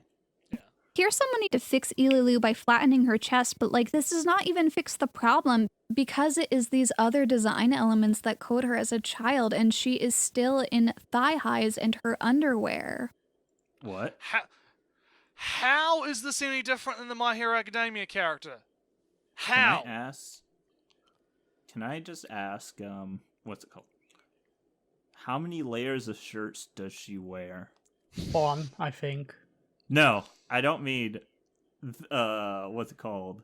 I don't mean the dragon. I'm talking about the person speaking, saying that the shirt is underwear. Well, I think there's another like outfit she has. Where That's she- actually a it's shown- skirt. Yeah, it is. Like there's That's an not- there's another that's an- outfit. Yeah, there's another outfit she has unknown which shows her underwear. I think we saw it a few times, but yeah, I'll let you continue. Sorry. Why? Okay, that's confusing to put that on the screen, but I agree. I agree with you. I agree with you. It's if you're going to show, I would have You're to gonna go talk- back yeah. and see it, but what's it called? maybe we'll see if it shows up again because she might. Show Yeah, up because another what's it shot. called? What's being shown is an actual outfit that exists, and that is the full outfit. Is Yeah. where it's a combination. What's it called? A combination dress, skirt, and shirt thing. it's I for can't very remember. short skirts though, but it's anime, so who But, cares? but whatever. All right, let's continue. Code be used for many reasons, but historically it has been used when you want to depict something that may be socially frowned upon or even illegal, Uh, and you would get in trouble if it were explicitly in the text. Mm, And I do have to wonder if the Does- dragon There's Does there's a lot of people that just put it explicitly in the text. I To don't. Love Ru? Yeah, like I don't think. By this logic, then they're not doing that yeah, it's because it's- other anime do it all the time. She's And making this nothing far more happens. sinister than it is. Yeah, like she's implying right now, like it almost sounds like she's implying that the author of Kobayashi's Dragon Maid put in this lolly shit because she wants to normalize pedophilia. Or some other sinister is actually illegal. And And using she's and getting and away because with she's it. because she's running off that same like the whole Disney stuff, right? Like that's the logic she's running under. The authors of those Disney movies made them gay because they wanted to make gay people look bad. Is her logic, right? That's the assumption that she's running off. So it's not a hard stretch for me to say that that's what she's trying to say here, even though she's not outright saying it. She's coding her words.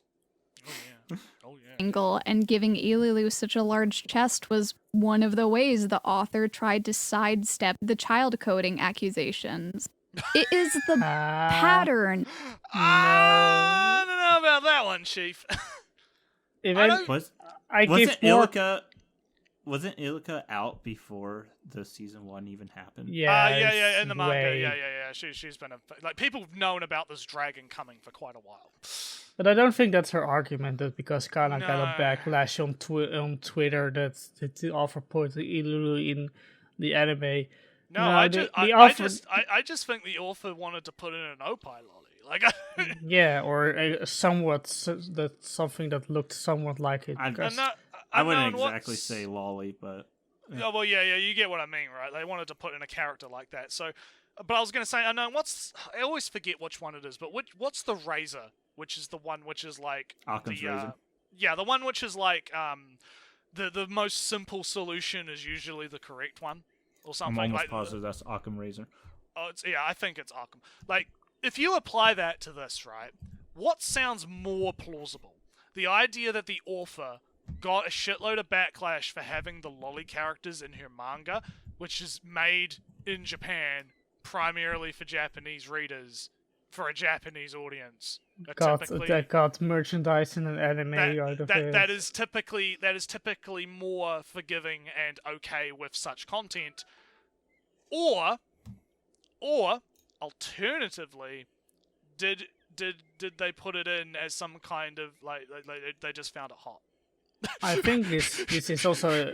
If I would assume this manga is a seinen, Oh, I think so. Yeah, I think so. Yeah. kind of feels like it. So it's kind of like, you know, like what sounds more plausible to me, right? Did they do it because of this like conspiracy nonsense about, oh man, they got backlash from like a Twitter thing, and they got backlash from their readers and their audience about the lolly, so they added this character that's like a child Without character with without giant removing breasts. Kana. Without removing Kana, right? And like what what sounds more plausible, you know? Like I just don't I don't know where these people get this from.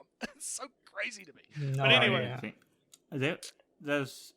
She would have to prove that there was a demonstrable backlash before Yeah. the anime even came out, or Agreed. before that character was even made to make this claim.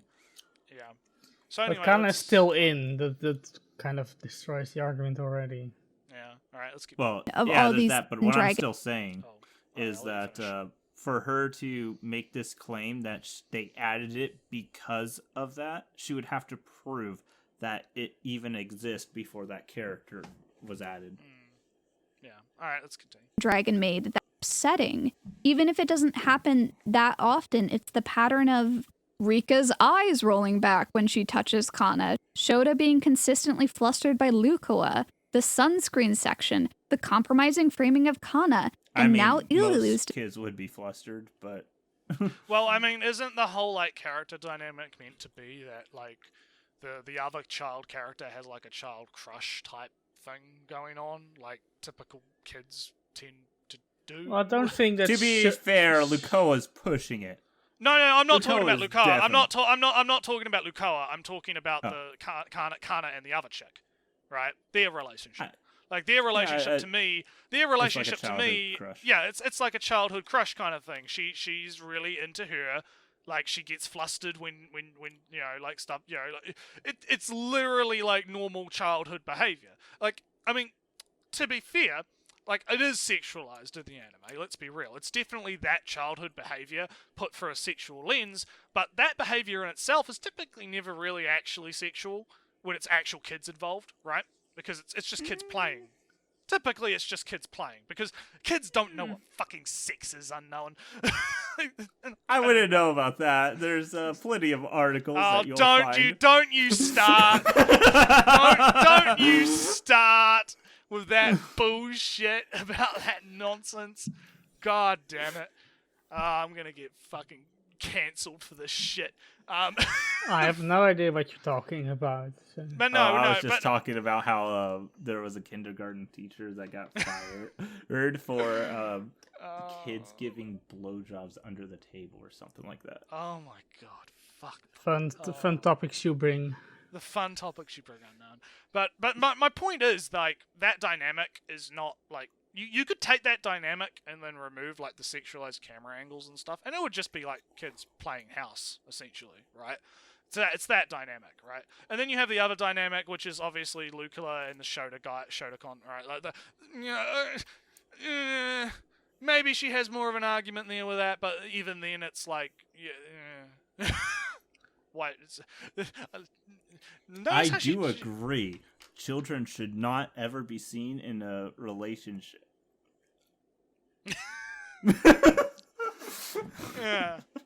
Yeah. It's funny because it's like, why does that even have to be said, right? You know what I mean? Oh God! All right, so let's keep going. Design, it all starts adding I up. don't know if you knew. Whoa! Whoa! Ho! Getting a little Risky. Yeah, and here's a little example that she doesn't know what being human is really, because she kind of just flashes her tits, but put band-aids on the nipples, and then she goes, somebody reacts to her, and then she goes, oh right, this is supposed to be embarrassing. Also, fucking, what the fuck is this anatomy? I'm unknown. Are you seeing this shit?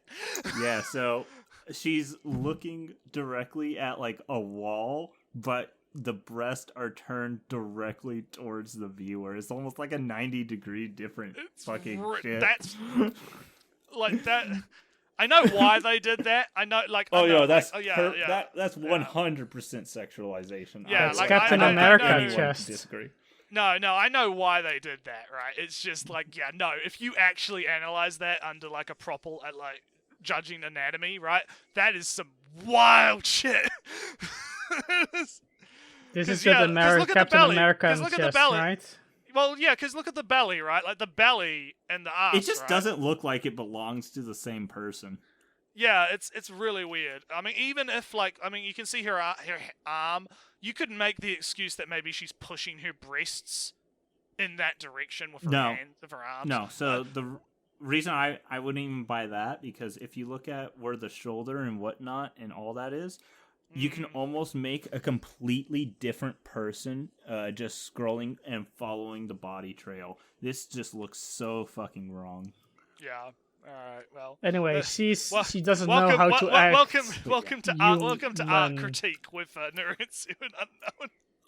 Point is, she doesn't know how to act human. It Yeah. contributes to her chaotic personality, etc. But look, she's not a lolly. She has curves on the hips to waist. Yeah, look at that ass, guys. Look at that. She's got an According ass. to her, it's got the freaking curves, you know? God. All right, let's keep going. Closing thoughts. All right. Do I think everybody who watches Dragon Maid is automatically a child predator? Fuck no. No, I don't, and neither should you. That kind of single-minded ideology is Should and inherently do. flawed. It's a little different. No, I'm just joking. Well, I mean, look, I get what No, she's just doing. messing around. She's trying to cover her ass here, because obviously the first, like, criticism she's going to get is, why are you calling people that like Dragon Maid child predators, right? Like, that's going to be the fit. Like, I get what she's trying to weasel her way out of that one. a little Well, bit. okay, here's the thing. She hasn't... Okay, like, I know why that criticism exists, and throughout this entire video, she hasn't done the thing that makes people actually believe that. And that is, this anime attracts pedophiles. And that is when you are specifically attacking the people that enjoy the show. Yeah, and she hasn't done that, and up until this point when I pre-watched this, right, I didn't actually have the impression that was what she was trying to say at all. So, I mean, props on that, because finding that is rare. oh yeah, it's one of the parts of the video where it's like, yeah, you can actually give her props for that, where it's like, because most of the time it's just, it's pedophilic, oh, you're all pedophile, oh, this anime's pedophile, like, Gotta be just- that Jerry Freeman approach. Exactly. But I think that this is a case of like trying to cut the criticism off at the pass when you really shouldn't. You really shouldn't be trying to do that most of the time, right? Like, you really shouldn't be trying to cut that criticism off when you do, like, because I mean, I've seen the comments of this video. It's like 98% positive, right? Like, I've seen the reception to this video. So it's like, All right. I don't think that was really necessary, but let's keep going. Flawed. Vankit statements like that are just not true. And the thing is, like, I get it. I get why some people want to defend Dragon Maid, like parts of it are legitimately good.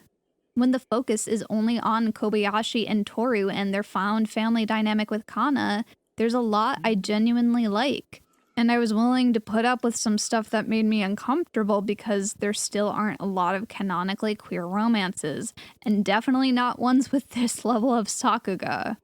People can watch media that is problematic critically, and just because they watched it or liked some aspects of it does not inherently make them problematic in the same way, because that is not how humans work, and no media is perfect. But at the same time, Okay. She made a weird point that I'm going to let go because I'm tired.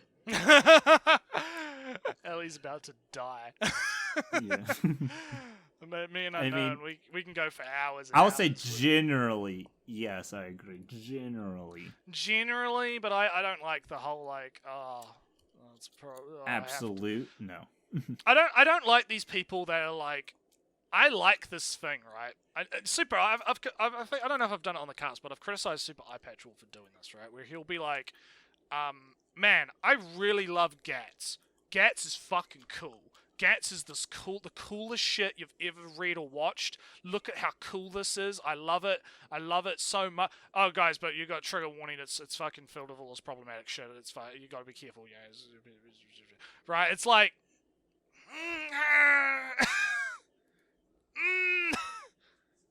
it's weird. Like, I don't know why people just can't admit that they like things without having to like layer on like a billion disclaimers. You know? Like, Jesus. I don't see an issue with that. I don't know. Maybe I'm just being stupid, but it's I find it jarring. It's mostly just the person talking about, yes, I like all this stuff, but these other parts I don't like. The issue I find, though, most of the time, I don't find it inherently an issue. The issue I find is when they say the fact that it's depicted at all ever is why it's wrong.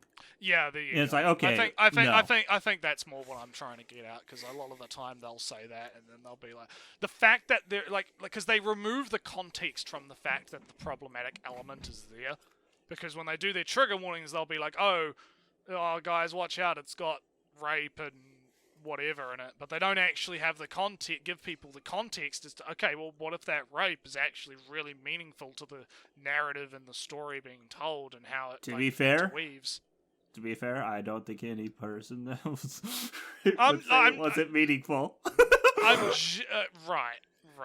But anyway, we're almost done. We've got 3 minutes left. Let's see if we can get through at the same time, you can't turn around and say that the people who are upset about the design of a child being sexualized are being too sensitive because they just don't get anime. As an audience... No. I mean, I guess that depends on how you define sensitive. Technically, by definition, it would be. I mean, the problem like, is... if you are going and, like, throwing a hissy fit on Twitter and wanting it to be boycotted or banned or any of that, yes, you are, in fact, yeah. sensitive. There's a massive difference between somebody going, look, I'm really uncomfortable with the way this show sexualizes children. I'm not going to watch it. I'm just not into it, right? There's a massive difference between that and I'm going to go on Twitter. I'm going to harass the author. I'm going to call for a boycott. I'm going to scream and yell and have a massive tism about it. And I'm going to get billions of retweets and get about 5 million other people to have a tism with me on social media. Like, there is a massive difference between these two, like ways to approach this, right? And so I can agree with her. If someone is, like, respectfully just going, yeah, nah, man, I'm not into it. I find it uncomfortable. I'm just going to pass, right? I'm done, right? I'm out. No, that's not sensitive. That's just mature. Yeah, exactly. Exactly! Like, that's fine. That's fine. There is absolutely nothing wrong with that at all. But if you're gonna be if you're using Twitter people as your example, that is a very, very poor example of that to illustrate what you're talking about. So yeah, let's keep going. And as creators, we have to ask ourselves, what message is a piece of work sending out into the world? And how are people going to respond to it? And if your story invites predators in and makes a space where they might feel validated, maybe you should assess yourself and consider making some changes. I didn't say anything, I know, because I knew that was coming.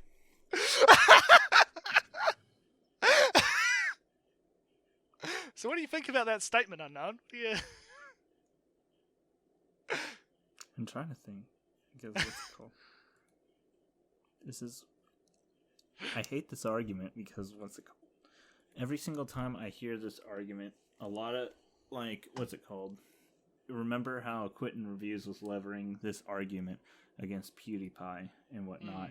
And it's like, oh, look, you're normalizing Ben Shapiro's platform and whatnot. And that also, by that extension, making any of those jokes PewDiePie has done is saying, look, you're inviting literal Nazis onto your thing. And you're normalizing them and humanizing them, making them feel valid. And it's like, the majority of his platform is not even doing that. And it's usually a joke that for you to understand the joke, you would have to believe that Nazis were bad. So let's apply that to what we're talking about here then, right? This idea that creators need to be mindful about what they put out into the world, and if what you put out into the world is inviting icky people. Let's just say let's just generalize and say icky people, right? The icky people. If it's allowing them to have a space where they feel comfortable or whatever, maybe you should rethink that and make changes to your work. I mean, I remember this argument used to be used a long time ago against minorities, but but besides that, it's ironic how that works, isn't it? But yeah, I'm sorry. Yeah, that's all right. We're almost done. We're almost at the end, so I'll let you go. But I'm trying to remember what I was going to say. You were talking about PewDiePie and Quentin Reviews. So besides that, is like whoever enjoys your work is going to enjoy your work and whatnot, make them feel valid. It's kind of like how there's actually a decent chunk of right-wing people in Destiny's audience, even though he's explicitly left-wing and shits on right-wing people often. And it's like, you can't control your audience in that sense. Although Destiny argues otherwise, but... Well, I mean, that's not the point.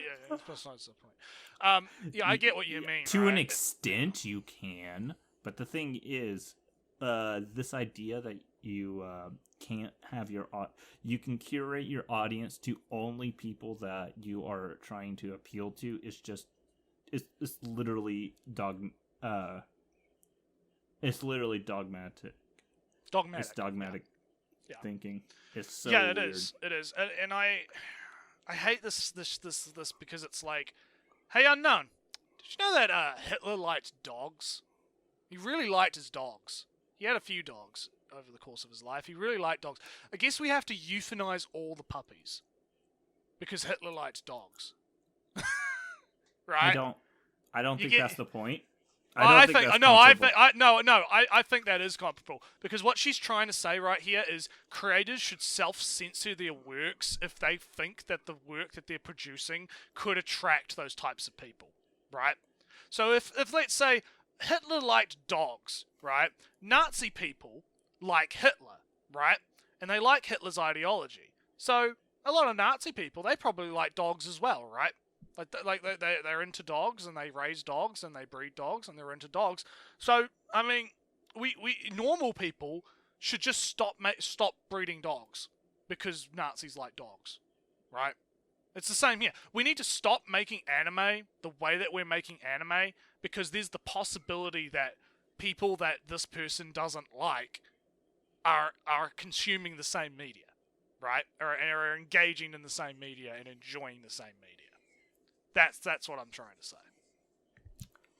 Like obviously obviously my example is extremely hyperbolic and silly, right? But that's how I view this argument. I view this argument as an argument. I would have being... to really think about that because in my mind is completely like there's something off about that, and I just can't put it on. Maybe I'm going a bit. Maybe I'm going a bit too far with the Hitler dog. Like example. there's something in that doesn't add up, and I'm just not catching it because I'm tired. But let me rewind a bit because I was going to say something else, but then changed and just said that, and I was like, wait, what? What message is a piece of work too sensitive because they just don't get anime? As an audience and as creators, we have to ask ourselves what message is a piece of work sending out into the world. There. I mean, as an audience, literally, whatever you want to convey, anyone can derive any meaning from anything that you do. It's not your responsibility to go into a trillion different qualifiers and whatnot. You literally just put it in and make it as best as you can to what you're saying. Yeah, you make the artwork. Like, I can literally, like, remember how many things I was using against her arguments and showing how you could warp these arguments into something completely different? Yeah. That she probably wouldn't do. It's like, oh, look, you're responsible for what I just did to you.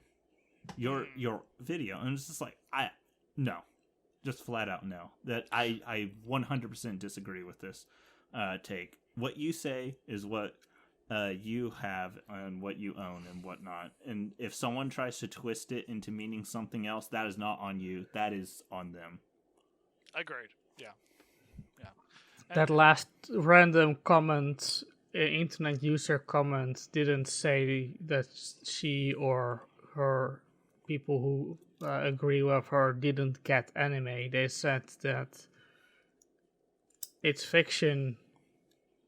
Why are you so worried about it? And then, well, the answer to that. And then he goes on. Then she goes on and makes a very kind of undoes the things that he said before. In that, if your work attracts blah blah blah blah blah, Dragon Maid attracts the horrible pedophiles and child molester and predators that she so desperately wants nothing to do with. Every anime does. And she's sitting right next to them, enjoying the same show. So, what she's going to do about it? In her eyes, of course, right? I think I think the Hitler dog thing was wrong. I think the correct way to say it is unknown. Nazis drink water. Right? Nazis consume product. We have to stop consuming product because the Nazis enjoy the product, right? Like Nazis like. I drink Fanta as much as I can because it's tasty. Oh my god! I know exactly where you go. Okay, wait. Wow, I don't know if Naretsu's makes sense. The Fanta one. Yeah, it does. 100% makes sense. I know. Yeah, I know. Like especially even Coca-Cola in general, right? Like Coca-Cola. Because Fanta was literally made because Hitler did not want the Nazis to drink Coca-Cola, so they literally made their own soda called Fanta. Tastes good. It tastes good. It tastes good. Well, but Naretsu, can you spoil me? Is there anything after this dramatic conclusion? Let's just play it a little bit because I don't think there is. So let's just. And we're going to respond to it. And if your story invites predators in and makes a space where they might feel validated, maybe you should assess. Dragon Maid. No, continue. Yeah. Oh well, I know I wanted to make a point, but it's okay. But I'm saying there's literally every single one in every single anime, and is like making them feel validated in the sense. And I'm like, that could be used very vaguely. Yeah. I don't think the existence of Dragon Maid is validating these people. Again, she's prescribing to a lot of the woke kind of philosophy around like media and representation, where the idea of there's a person, a minority being represented in the media, that means I feel validated in my existence, right? She's running under that logic. Yeah, it's so hard to even say it's validated in Dragon Maid, for example. Well, let's do one thing and say that she is equating lolicon to actual child predator pedophiles, but we aren't. Which is weird because she specifically said, like, if you watch Dragon Maid, does that make you a child predator? But then she does say it here. But then she does say it here, right? Like she's like, well, not directly saying it. She's not directly saying it. No. What she is saying is that while that doesn't make you it does attract these kinds of people. Right. That's a little different. But what I'm going to be saying is more of I had it in my head of what I was going to say. All right, well, let's keep going because I think we're close to the end, and maybe you'll. Just They're rewind being one more too time. sensitive because they just don't get anime. As an audience and as creators, we have to ask ourselves what message is a piece of work sending out into the world, and how are people going to respond to it?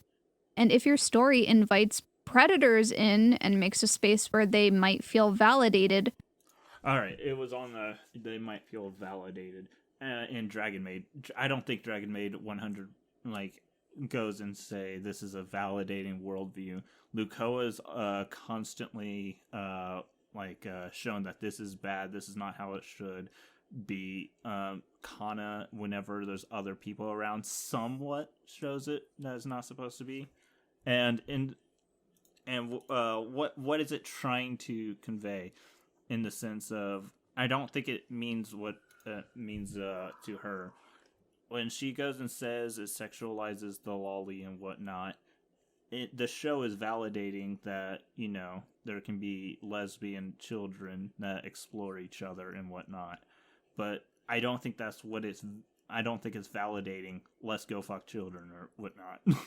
No, it's not. And I wouldn't even say that it's validating, like, lesbianism and children. I wouldn't even go that far because again, it's just child play nonsense if you boil it.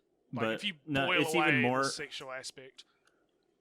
It's even more with let's go with Toru and whatnot. There's a lot of stuff that it depicts, such as Toru licking Kobayashi's clothes clean and whatnot, but it constantly says no, don't stop that.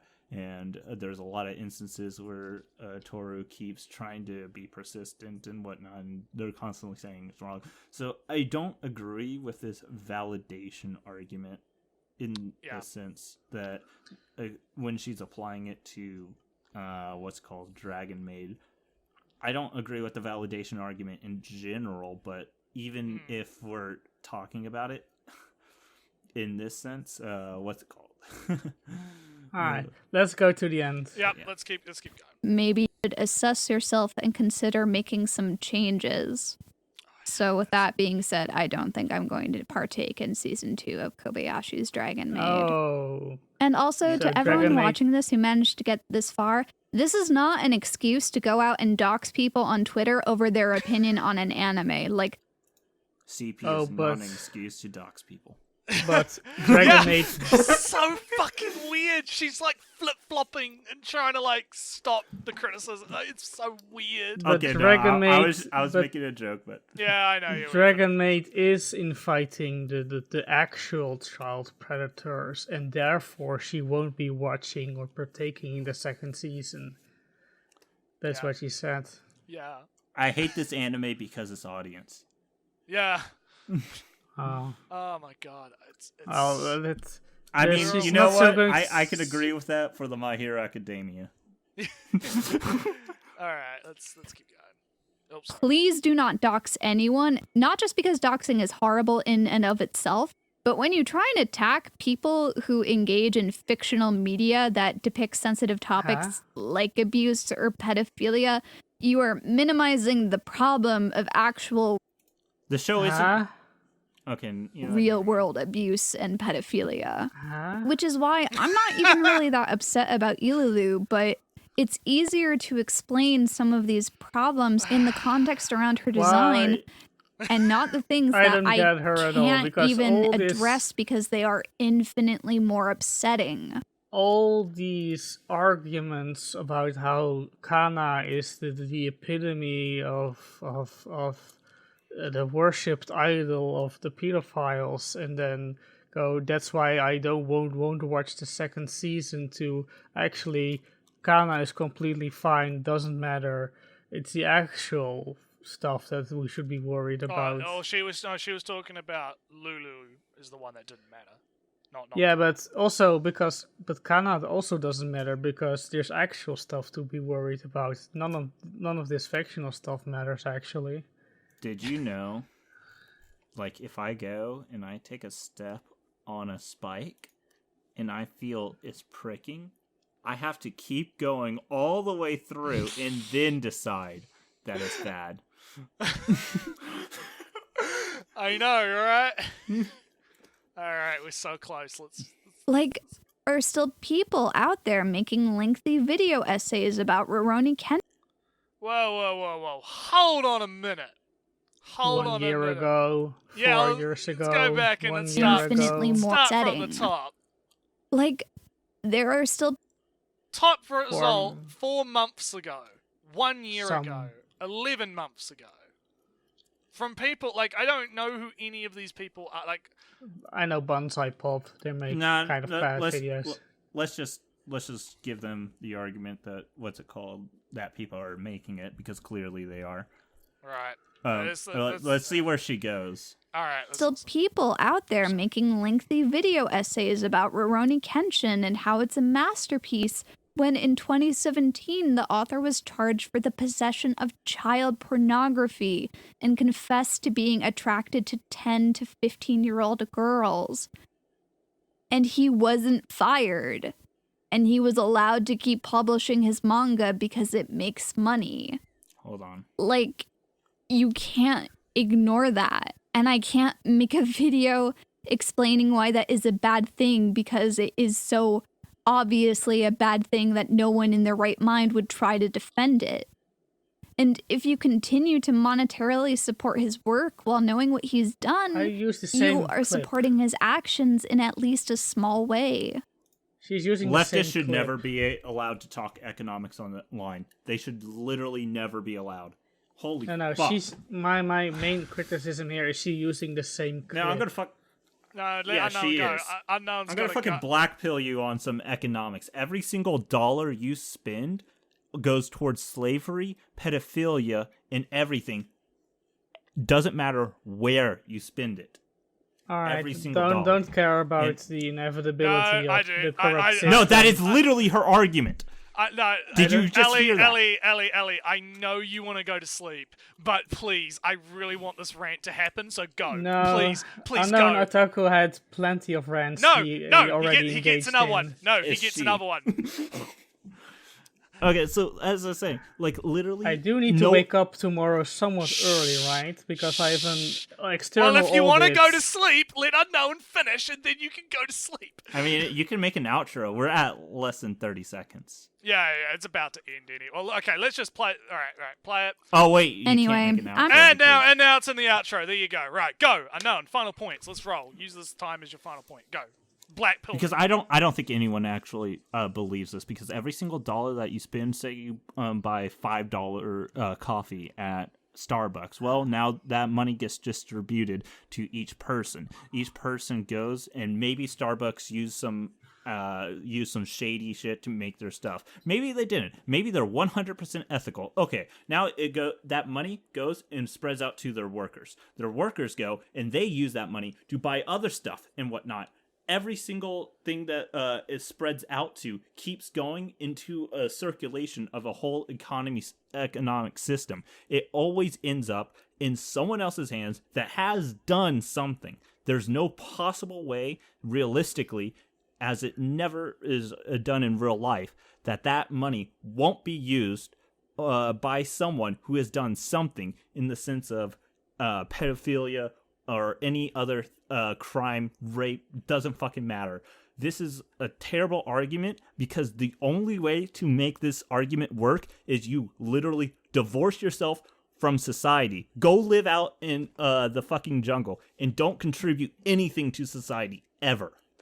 That is literally the only way to do this and follow this line of logic. If you don't fucking do that, if you don't go and make your own society and whatnot, you don't believe this. You don't live up to your standards. Fuck you for whoever even suggesting this. Because what you're doing is when you buy a product, you're buying the product. You're not supporting their actions unless that is specifically why you are buying the product. You're not specifically buying the product so that he can go and rape children. He's specifically buying the product so you can keep making that product.